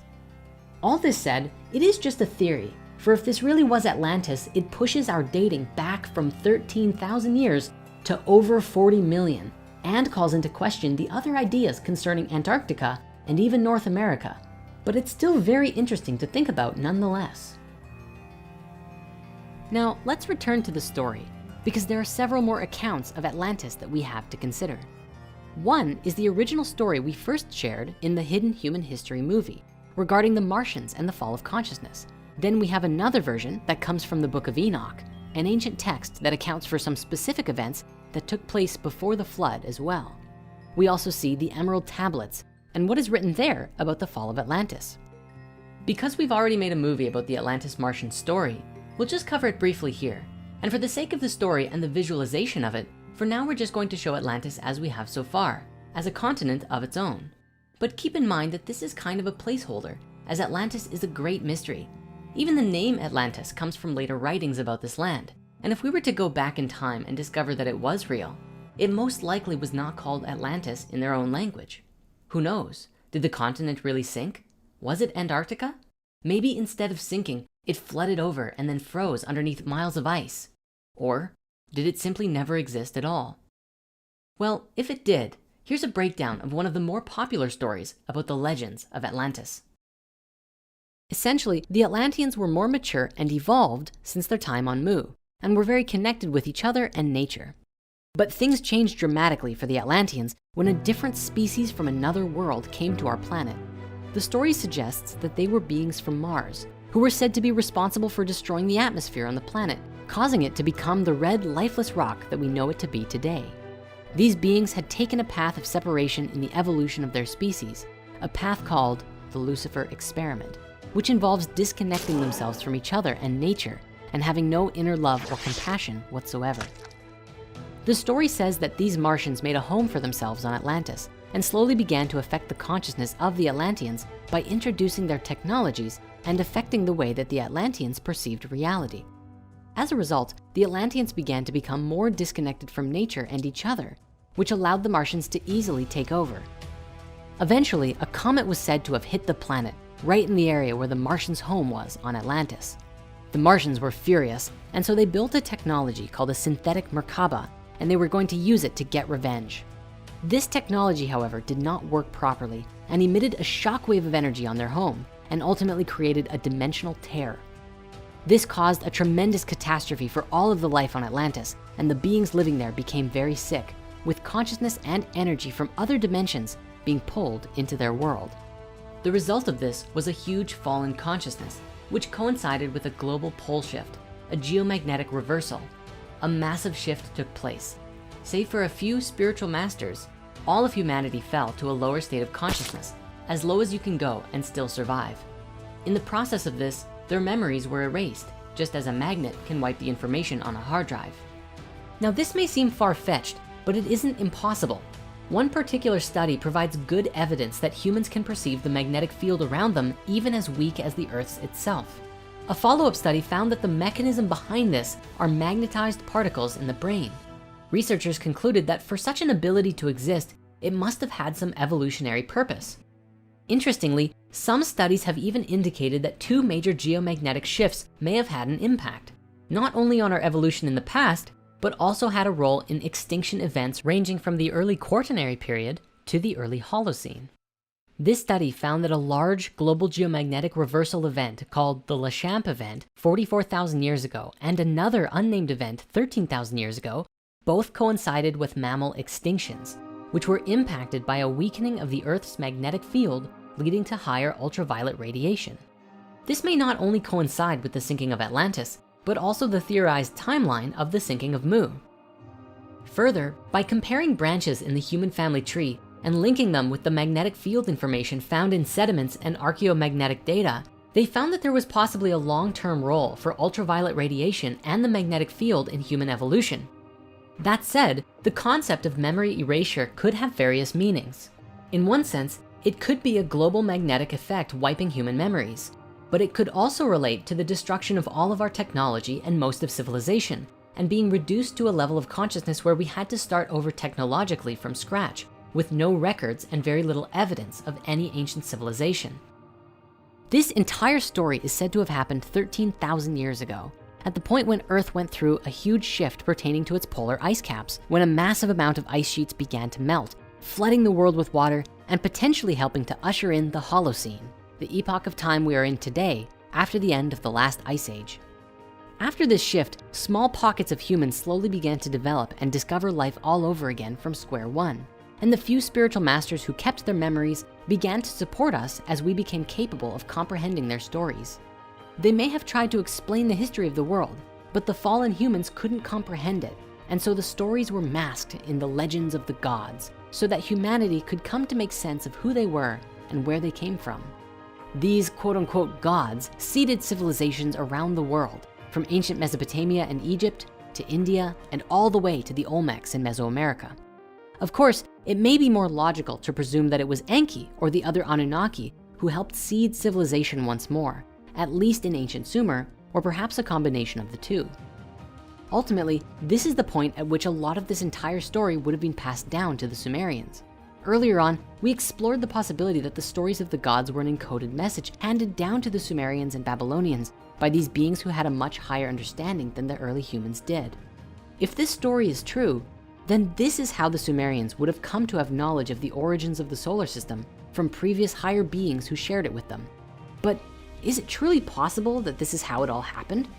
Now, in this story, it was said that the goal for us as a species was to return to our original higher consciousness in as short of a time as possible. And the time that was forecasted for us to finally begin remembering who we are and what our place in the cosmos is this point in time right now, which is why this conversation is more important than ever. For it would seem as though we are at a huge turning point for our species and actively shifting into a higher consciousness more and more each day. Interestingly, this shift in energy is currently being mirrored by the Schumann resonance in our Earth's magnetic fields. The electromagnetic resonance being generated by lightning discharge in a part of the upper atmosphere known as the ionosphere has been increasing recently to coincide with our frequency shift. This means that our magnetic field is actually changing to coincide with our evolution, which I find just to be amazing. This is a very exciting time in our evolution, as with research teams like the Global Coherence Initiative and HeartMath, some very interesting research is being done on the interconnection between humanity and Earth's magnetic fields and energetic systems, giving us insights into our own frequency changes as and when they happen.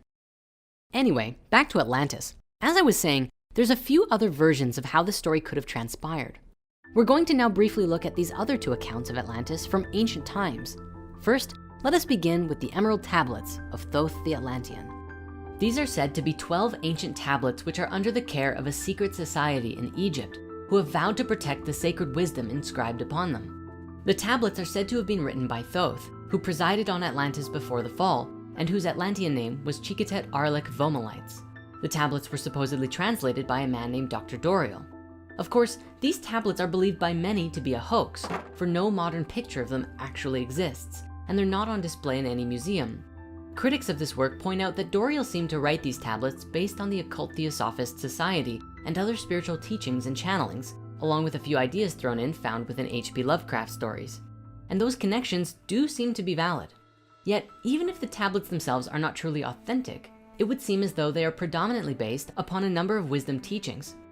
Doriel also provided a rich account of Atlantean culture, which could have been channeled, but of course, it's unclear if any of it is grounded in truth. For myself, I found a great deal of inspiration and wisdom by reading these passages, and they can be excellent tools for exploring the inner mysteries and contemplating the universe. Spirit Mysteries recently published a new edition of the Emerald Tablets, made to be easily legible to the modern reader, for the original publication is like, "Hark now and hear ye, and thou thine own inner flame shall be lit." It can be a bit hard to follow, so you'll find links in the comments to go and get a free download today. The Emerald Tablets describe a number of different things, from wisdom teachings to ancient history. In a nutshell, Thoth describes the beauty and majesty of Atlantis, a bright and vibrant home for the people who lived there. He goes on to describe the degeneration of the hearts of the Atlanteans, which led to their downfall and the Great Cataclysm. He said that Atlantis fell because there were those who were too proud of their knowledge and dared to enter the halls of Amenti in order to get greater knowledge, kind of a lust for power moment that created the cataclysm. This could be referring to the Martians building the synthetic Merkaba with forbidden powers. He also said that the few who survived did so by using a spaceship which today is buried beneath the Sphinx. This is a concept we explored much more thoroughly in the original Human History movie. Throughout the Emerald Tablets, he also describes a great deal of wisdom which we can use to evolve our consciousness. We highly recommend you go and read these passages for yourself if you haven't. For now though, let's stay on the subject of history because we have one more account of this pre-flood period of time to look at. Now, the Book of Enoch is one of the most ancient religious texts we have available to us today, with influence extending into the New Testament, even despite it not being considered biblical canon. The text appears to date back to about 300 to 200 BCE, so we must establish that it is younger than the Sumerian texts. The Book of Enoch describes a story from the perspective of Enoch, who was the great-grandfather of Noah, who lived for 365 years up until the Great Flood wiped out most of humanity. The story details accounts of the Nephilim and the Watchers. As we previously discussed, the Nephilim are described as the children of the Anunnaki and human women together. Since the Book of Enoch describes that the Nephilim were the offspring of the Watchers and human women, we can easily link the Watchers to being the same as the Anunnaki. It's for this reason the Book of Enoch is so valuable to us in deciphering our past, because it provides one of the few clear links between the ancient Sumerian tablets and the stories we find in the Bible today. But because this book concerns itself so heavily with the events of the Nephilim and the Anunnaki, or the Watchers, you can probably imagine why they decided to omit this from the biblical canon. Some believe that these giants may have been the reason for the Great Flood, as they were seen to be unnatural and harmful to the human race. In the book of Enoch, it describes that these Nephilim, known also as giants, multiply in numbers and grow to the point that humanity can no longer provide enough resources for themselves. With food shortages, the giants then began consuming humans and other animals. The book of Enoch also tells us that many of the Watchers, such as Azazel specifically, were responsible for teaching humans the art of warfare and how to construct weapons and other harmful devices. And for the sake of correlation, this is also reflected in the Emerald Tablets, speaking to the degeneration of the human consciousness. Now, the events of this book are rather long, and we're not going to get into all the details right now, but the story essentially culminates in the Great Flood wiping out humanity with only a few surviving humans, which is where Noah and the Ark come in. As for Enoch himself, he is taken into heaven by God in a fiery chariot, which is believed in some circles to actually be describing a spaceship that took him away to live somewhere else, maybe on another planet. Now, as we bring this segment to a close, there is one more theory out there pertaining to our original story that I must share. According to Sitchin, you know how Marduk was related to a planet in the earlier stories? Well, in later Sumerian tellings, he also seems to act with very personal and human-like characteristics.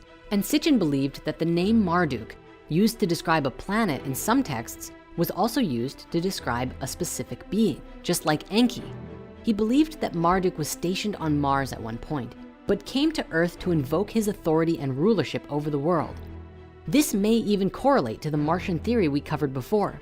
This might be just a fanciful long shot, but is it possible that all of these stories connect and Atlantis fell because the Martians were actually a specific group of Anunnaki led by Marduk, who came to the Earth and bred with human women, creating deformed people and caused certain groups of humans to pursue dark magic, effectively changing the evolution of humanity, leading to this great cataclysm and fallen consciousness? Could it be? Obviously, all of this is just an idea. We cannot say definitively heads or tails what happened, but the connections here are definitely fun to explore nonetheless. How about you? What do you think happened? Make sure to let us know in the comments of this video. Now, this story is not over yet. We still have at least one more massive anomaly we have to look at. The point in history when all of these stories line up with each other, the Great Flood. Speaking of stories of ancient floods, most of us are undoubtedly familiar with the legend of Noah's Ark, a story in the Bible which describes how, at one point, an ark was built by Yahweh's chosen person, who in the Bible is known as Noah.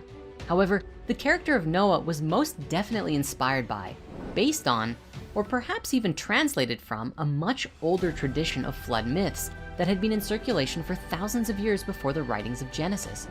If we look to older writings, we find very similar stories written about in at least 3 different versions from the Mesopotamians alone. These older Noahs are known as Ziusudra, Utnapishtim, and Atrahasis respectively, each being a part of their own story, expanding upon one another and giving us a fuller picture of the whole narrative. In the 19th century, Assyriologist George Smith translated the first Babylonian account of the Great Flood, which sparked great interest in the topic, as many believed at the time that the text acted as external proof of the events of Genesis. Consequently, countless other so-called flood myths were unearthed and eventually translated. The most well-known of the flood myths of Mesopotamia are found in a few sources: the Akkadian Atrahasis epic from 1800 BC, the Eridu Genesis and the Sumerian king lists featuring Ziusudra as the last human king before the deluge, and finally, the Epic of Gilgamesh around 700 BC featuring Utnapishtim, which is largely regarded as being the closest in structure to our story of Noah in Genesis. Now, each tale is slightly different, given that each writer wanted to emphasize different aspects of the stories, but the overall narrative is mostly the same. In the Epic of Ziusudra, we begin with the creation of the world and humans, but the middle section is unfortunately lost, with the final fragment telling us that the gods have decided to destroy the world. In this version, we don't know why the flood is being sent, but Enki proceeds to warn Ziusudra to build an ark to help survive the deluge. In the later Epic of Gilgamesh, we learn that the Anuna Enlil sent the storms because humans had become too noisy, which could be speaking to humanity growing out of control. In this rendition of the tale, the Noah character, Utnapishtim, is then tasked by Enki to abandon his worldly possessions and create a giant ship to be called a preserver of life. It's very interesting then to see how much earlier established myths and even gods were incorporated into the narrative of the Old Testament under the guise of Yahweh or Adonai. In each of the ancient tellings, the ark builder was tasked with bringing his wife, family, and relatives along with the craftsmen of his village, baby animals, and grains, because a great flood was coming and would wipe out all of the life that was not on the ship. What's particularly interesting to us concerning this flood myth is that a great deal of historical and geological information shows us that this was an actual event which possibly took place between roughly 13,000 and 8,000 years ago, when the ice caps rapidly began to melt and flood the earth, wiping out a great deal of life and drastically changing the landscape. We can actually see this in our history today. Even a quote from Live Science states, "About 13,000 years ago, more than 3/4 of the large Ice Age animals, including woolly mammoths, mastodons, saber-toothed tigers, and giant bears, died out. Scientists have debated for years over the cause of the extinction, with both of the major hypotheses, human overhunting and climate change, being insufficient to account for the mega die-off." That said, there is still considerable debate over when a deluge event occurred. Excavations in Iraq have revealed evidence of localized flooding at Shuruppak and various other Sumerian cities. A lot of other Sumerian cities display evidence of flooding on a large scale, but they are all from different periods. Modern consensus argues that flooding in the wake of the last glacial maximum are what inspired the ancient flood myths around the world, with the geography of Mesopotamia being drastically changed by the filling of the Persian Gulf after seawaters rose following the last glacial period. Some authors have even postulated that stories of a great cataclysm were ancient cultures' ways of explaining the early Bronze Age collapse and transition to more urbanized societies around 2900 BC. If these texts and stories are to be believed, this was potentially the event which wiped out all of the slave humans who, up till this point, according to Sitchin, had still been mining gold or slaving away at other tasks which the Anunnaki commanded. It was during this shift that the Anunnaki retreated from their earthly settlements, with Enki's last act being to support humanity and help us to survive the flood and shift in consciousness so that we could resettle and begin inhabiting the earth, this time without being isolated to any particular area, free to roam and inhabit the earth as we desired. It is believed that about 6,000 years later, they delivered information and wisdom of their existence to humanity through a messenger, seeding ancient Sumer with knowledge of their species and human origins. Curiously, the legend of a massive flood is actually not exclusive to Middle Eastern mythologies, but in fact is written about all over the world in countless different ideologies and cultures. In China, we see a story of a great flood that supposedly lasted for 2 generations, wiping out everyone save for those who moved to live in the mountains. In Central and South America, there are a number of ancient myths of floods wiping out almost all of the people, save for a scarce few who repopulate the earth. And as we looked at, there are even several stories across Mesopotamia, which all share a similar common thread.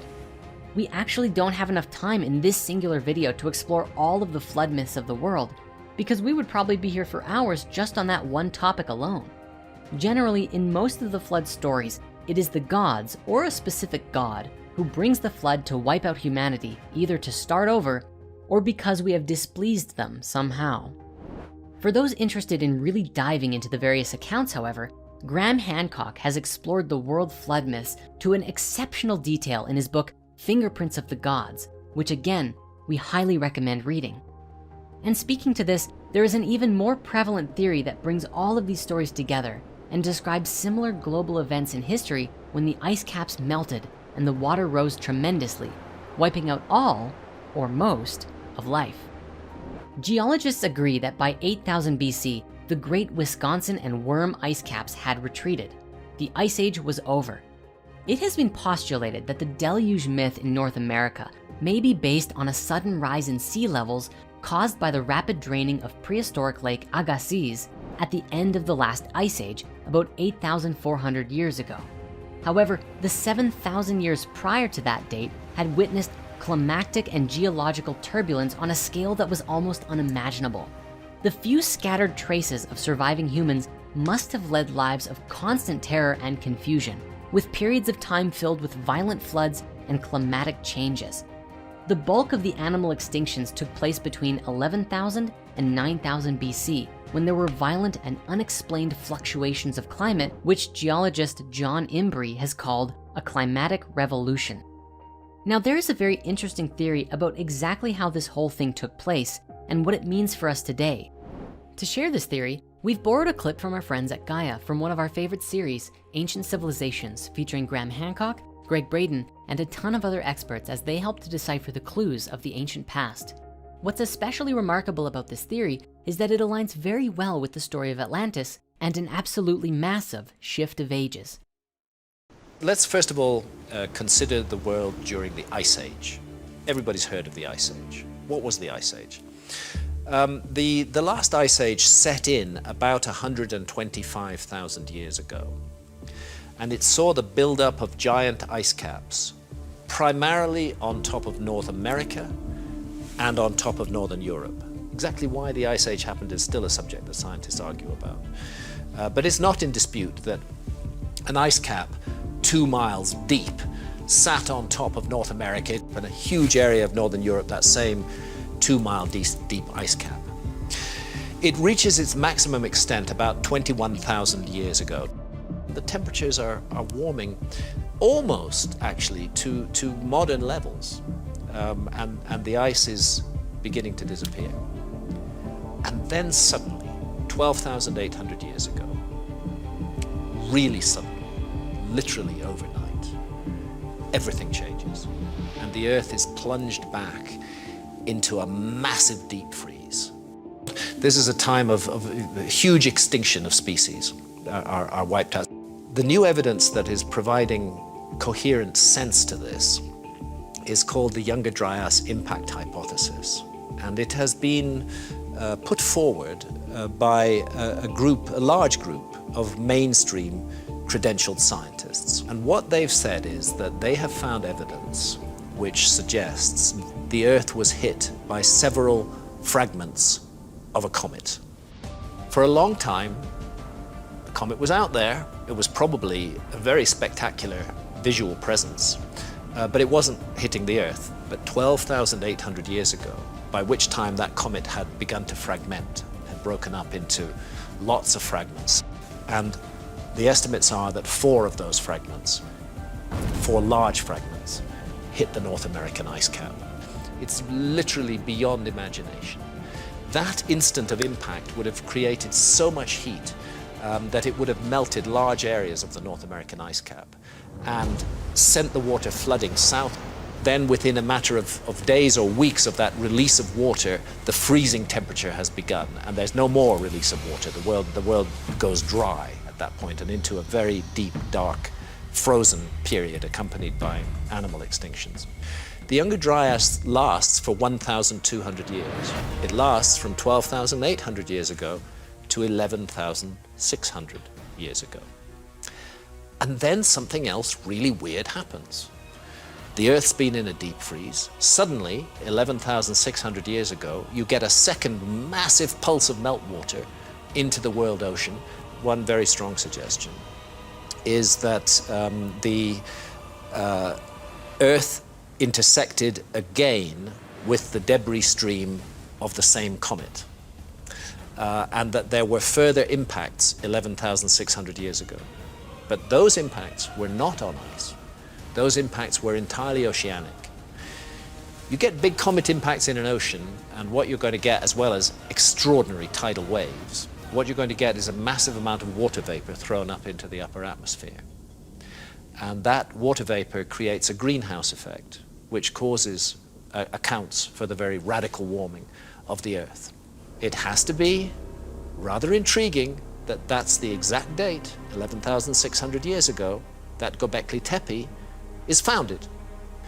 And it has to be even more intriguing that 11,600 years ago is the exact date that Plato gives us for the destruction and disappearance beneath the flood of the ocean of the lost civilization of Atlantis.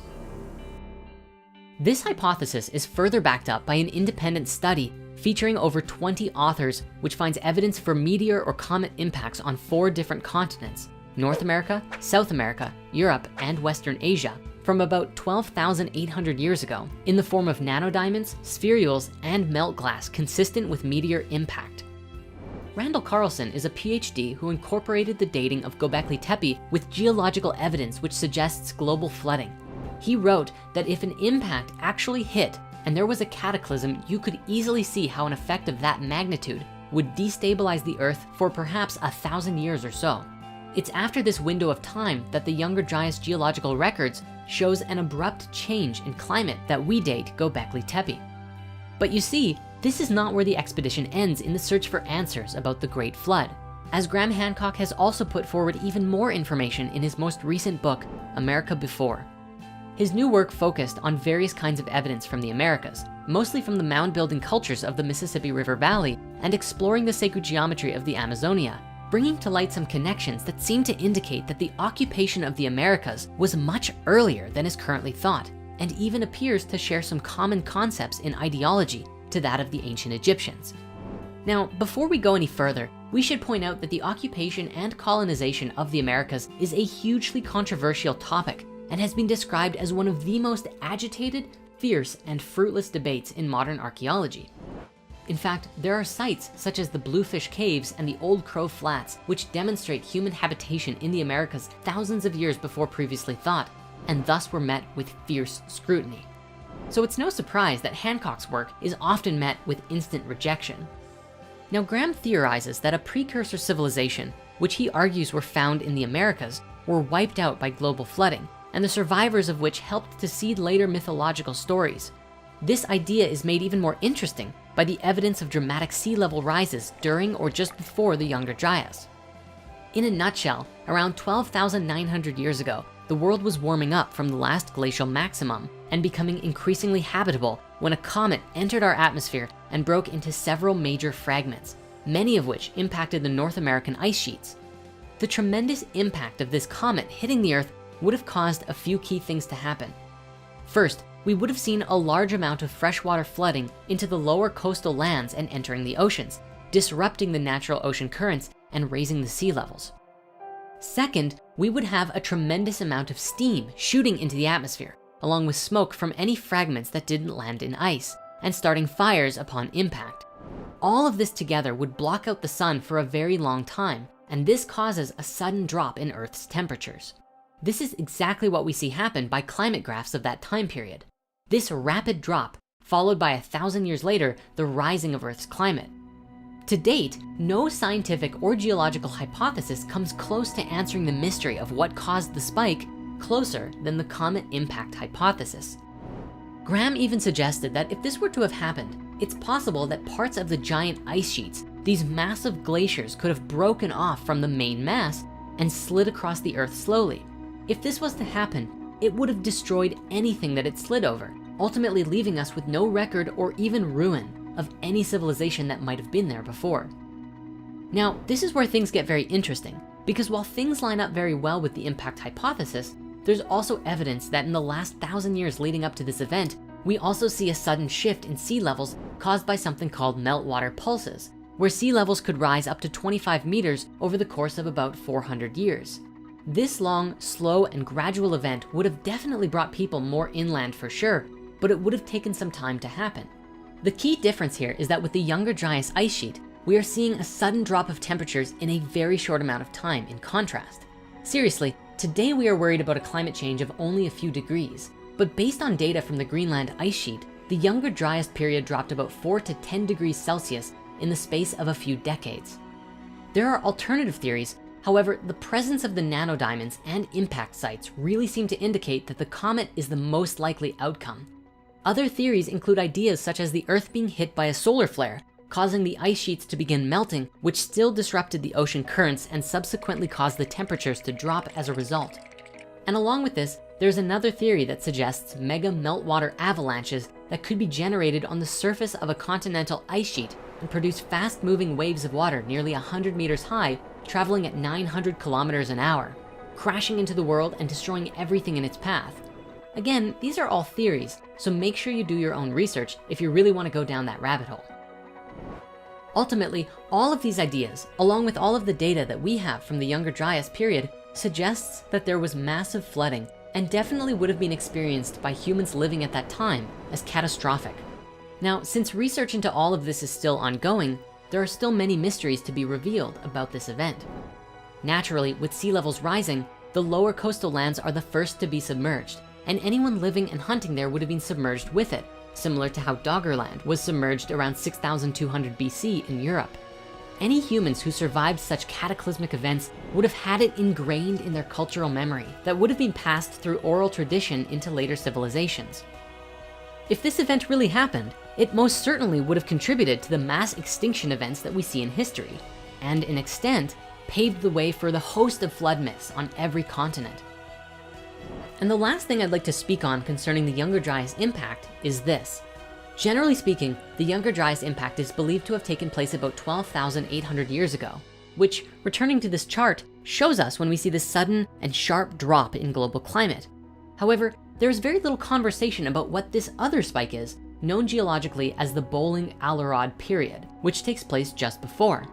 It's true that when we look at the last 1,000 years before the Younger Dryas, we see phenomenal climate changes as well, but there is very little evidence about what caused it, and most theories about how this could have been caused are problematic or inconclusive. The standing theory at the moment is that warm ocean currents deep in the North Atlantic abruptly released into the colder water above it, warming the waters and causing ice sheets to break off from the glaciers. While this is the prevalent theory, many others simply remark that it's just climate change, which seems to be another way of saying, well, we don't quite know for sure.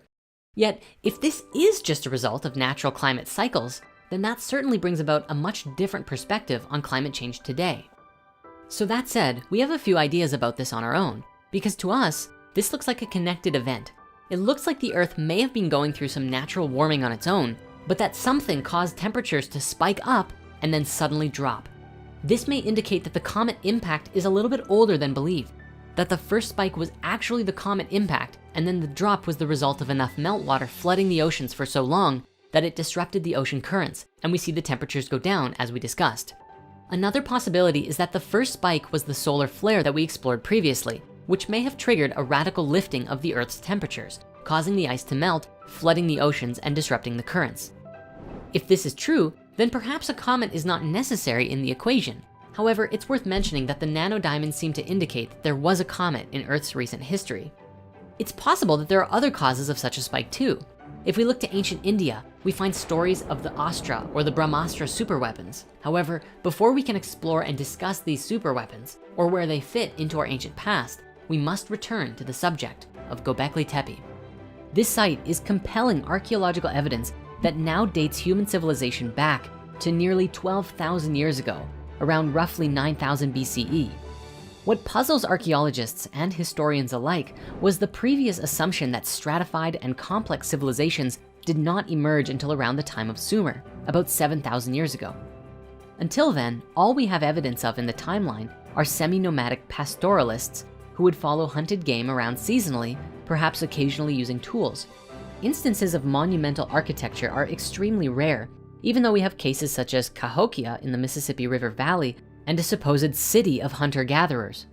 The general consensus is a distinct lack of the social organization required to build and maintain complex ritual sites. Even more interestingly, the timeline arguably lines up with a certain theory about the date of the construction of the Sphinx in ancient Egypt.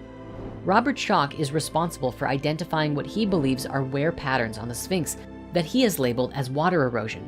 But there were no great storms in ancient Egypt 4,000 or 5,000 years ago. But if you go back 12,000 years ago, there was heavy rainfall in that region, where in the Holocene, the region was much greener and wetter than it is now. Now, the Sphinx erosion theory was met with great skepticism. Dr. Zahi Hawass, head of the Egyptian Board of Antiquities, said at the time, "Of course it is not possible for one reason. No single artifact, no single inscription or pottery or anything has been found until now in any place to predate the Egyptian civilization more than 5,000 years ago." This was a common belief back then, since the earliest signs of megalithic construction were only 5,000 years old. But the discovery and dating of Göbekli Tepe proves that structures were being built around 12,000 years ago in one form or another. While a lot of work has been done to try and disprove the Sphinx water theory, such as limestone analysis and contextual orientation, what if there really was something even more ancient about the Sphinx? The Sphinx has fascinated people since Cleopatra's times. There are inscriptions from as far back as Ptolemaic Egypt of excavations unearthing the Sphinx in the search for hidden passages. And even today, the mystery of the Sphinx persists. We have no idea what it is, what it's for, and there is nothing we have found that's like the Sphinx at Giza. Who built it? Why? How? Mainstream academics believe it was built in the time of Khafre, based on the likeness of the head and similarity of the temple of the Sphinx, but other anomalies persist. The most basic mystery regarding the Sphinx is how it's missing from the Egyptian records. Egyptians loved to write hieroglyphs. We have writings talking about the purchasing of materials and construction of pyramids, divorce records. There's even a record about how one day there was a woman disgruntled by a piece of bread who tried to fight the traitor. Seriously, meticulous records, including records for all of the temples. Yet no records exist from ancient Egypt about the building of the Sphinx. They just don't exist, not a single word about it in the written records. One thing we do know from an inscription on the ancient Egyptian artifact, the Dream Speller, is that the pharaoh Khafre, who today many believe built the Sphinx, claims that he himself discovered the Sphinx buried in the sand and had his temple built around it. Not only that, but the Sphinx also lines up with the sun for the spring equinox, and the constellation housing the sun circa 5,000 years ago is Taurus. But 9,000 BC, or 11,000 years ago, we see Leo in the sky, which may be another clue as to when the Sphinx was actually built. Despite the discovery of Göbekli Tepe, Robert Schoch's erosion hypothesis, and the constellation alignment, not to mention with the Sphinx's construction missing from the records, many modern scientists remain skeptical and critical of these arguments. While we will admit, if it was just one anomaly, maybe it would seem like a pretty crazy idea. But when you put all of the anomalies together, they do seem to add up. All of the evidence we have explored was known about before Göbekli Tepe was discovered. But most scientists argued that it was preposterous since no other megalithic sites were made this far back. But thanks to the discovery of Göbekli Tepe, the idea that the Sphinx is older than we thought is starting to be thought about more often. The construction of Göbekli Tepe would then be attributed to survivors of the catastrophe who passed on their advanced knowledge to human tribes set back from the massive natural disaster. This is especially made curious by the legendary carvings of the handbags of the gods. You see, all over the world we find these images of gods holding what looks like a bag, and there is a carving from Göbekli Tepe featured on Pillar 43, known as the Vulture Pillar, dating nearly to 9,000 BCE, which shows a similar handbag-like image. It has left many to ponder their connection, and some even believe that the handbag is a sign of the gods bestowing the seeds of knowledge of civilization to humanity. What's more amazing is that Göbekli Tepe is located at the south of Turkey, inside of the Fertile Crescent, the place where agriculture is believed to have been invented 10,000 years ago. Could those handbags be a clue to bridging the gap between a lost civilization and the world we have today? Göbekli Tepe raises a lot of questions to the established history and archaeology of the time. The Great Extinction, evidence of flooding, great climate change, and structures way ahead of their time all seem to be pointing to a single earth-shaking event around 12,000 years ago. And its time of origin lines up with many significant events and mysteries present in our timeline so far. For many scholars, the uncovering of this 12,000-year-old structure corroborated theories and hypotheses that were once considered fringe or conspiratorial. Now, when we're looking at the story of our ancient past and the stories of old, there's one more area that must be explored, and it must be done with caution: the Hindu scriptures. Now, the most famous in New Age circles is the Bhagavad Gita, which is a huge topic all on its own. It's over 700 verses long and is just a small part of the enormous Mahabharata epic. It's actually only part of book 6 of the epic, which has over 18 books, yet is an aspect of this particular conversation about ancient civilizations that a lot of people talk about today. The Bhagavad Gita is set in the frame of a conversation between one of the Pandava princes, a guy named Arjuna, and his guide, the god Krishna. As it opens, it covers something known as the Dharma Yuddha, which translates roughly as the righteous war from Sanskrit. The story begins with Arjuna, who is afraid of what the coming war will do to his people, and afraid of how much suffering it will cause. He wonders if he should renounce and seeks Krishna's counsel, who shows up and says, "Don't worry, kid, you're the best around," and then whose discourse constitutes the majority of the story.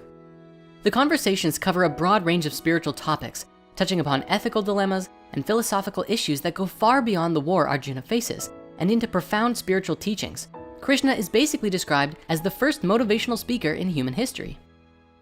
From scholarly points of view, the nature and meaning of the text has been strongly debated, with most researchers and translators arguing that it constitutes allegory or metaphorical tales to illustrate philosophical concepts. Some scholars have also argued that it portrays varying relations between the personal soul, the Atman,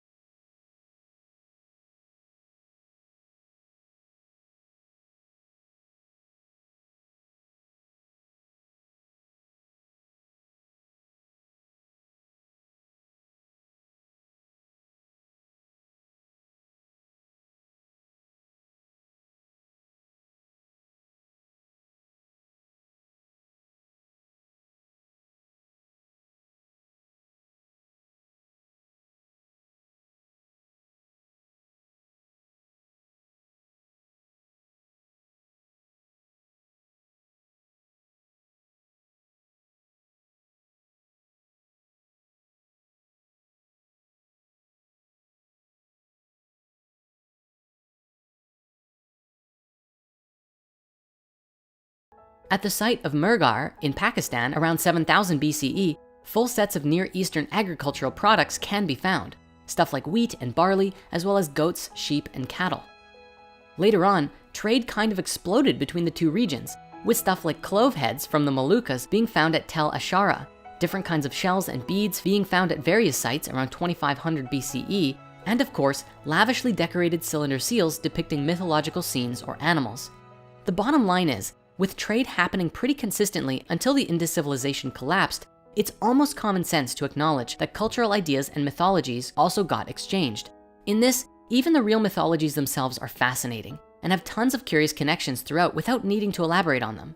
If there's any grain of truth to these stories at all, then it adds credence to the idea that at one point, perhaps there were advanced civilizations with incredible technologies in our ancient past.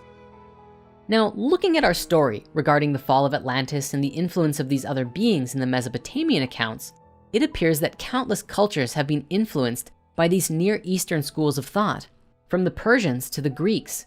And even much later, it appears as though the Judeo-Christian religions all seem to stem from each other like branches of a tree. But what about the people across the rest of the world? In this historical theory, it suggests that there were still civilizations existing elsewhere on the earth at the time of the fall. Because when the inhabitants of Mu left their home, not all of them went to Atlantis. Some moved to the continents we call the Americas, and others went to Asia. This would make sense considering Mu would have been directly between those two in the Pacific Ocean.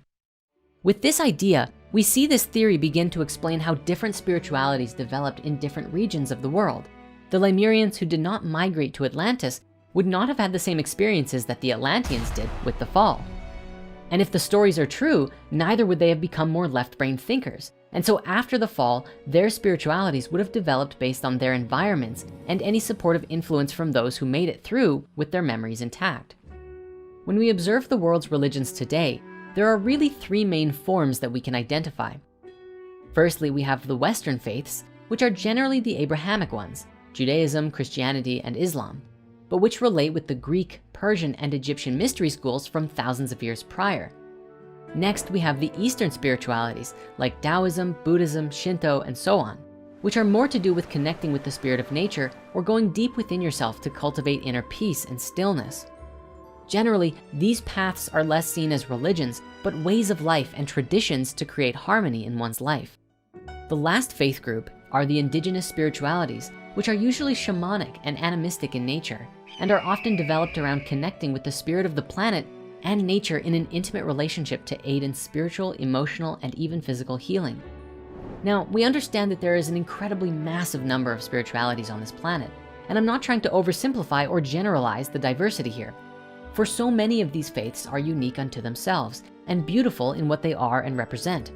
Nevertheless, we can see this pattern of location and influence across time in how these different faith groups emerged, bringing us to where we are today. It would make sense that the Sumerian mythologies and subsequent Abrahamic faiths are concerned with the stories of the gods from the past so much, especially if there were enlightened beings who provided them with these stories in the first place. However, one of the earliest groups to suggest this independent racist theory were the Theosophist Society of Madame Helena Blavatsky in the late 1800s. In her work, The Secret Doctrine, she proposes a theory that 5 to 6 different root races spread out across the globe and settled in different regions as the earth changed throughout history. Of course, much of their information was apparently gleaned through astral clairvoyance and channeling, as well as discussing the older works of the Platonic philosophers. So take what is said here on your own merit. According to Blavatsky's writings, there will be 7 root races assembled for our earth, and each root race is divided into 7 sub-races, but only 5 root races have appeared so far, with the 6th being expected to emerge in the 28th century. Francis Bacon, whom Theosophy considers to be the legendary Count of Saint Germain, in his work, The New Atlantis, describes a potential future civilization which lives on a land called Ben Salem. Following their work, the first race were known as the Polarians. These were beings composed entirely of etheric matter and had no physical bodies. They were some of the oldest beings to inhabit our planet and lived during the early stages of our world when it was still cooling on the legendary Mount Meru from Eastern mythologies. The second race lived in what is often called Hyperborea by the Greeks and Romans. In modern day, this is suggested to be the northern territories such as Greenland, Iceland, Canada, and Scandinavia. Due to their climate, this race developed different skin tones and a focus around surviving in the cold weather. The third and fourth races were the Lemurians and the Atlanteans that we have spoken about already. The fifth race were the Aryans. This was the current epoch that Blavatsky believed us to be in, which in her opinion were descended from and the result of the spread of Lemurians and Atlanteans after the sinking of their home. However, the concept of Aryans were distorted and diluted by Hitler and his whole Aryan race thing, but it's interesting nonetheless to visualize the history of the world in this way, almost as if descending from a higher frequency into this postmodern world we live in. We found all of this to be an interesting exploration of the history of humanity, and one that bridges quite well in the exploring of the epochs of time and the fall of Atlantis, bringing us to today. All of this really goes to show that these world religions are fundamentally connected with each other and a part of a much bigger story. Spiritual value can often be found in any faith if we look for it, and it's not appropriate to claim that only one religion or spirituality is specifically better or worse than another. Well, unless its core tenets are like, hurt others, take advantage of people, or kill people you don't like.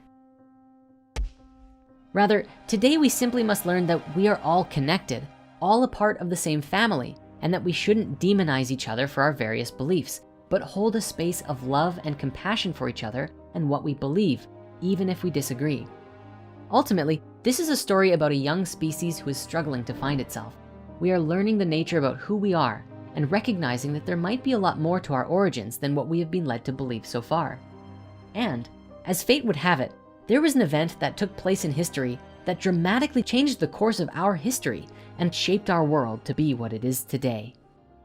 If you want to continue this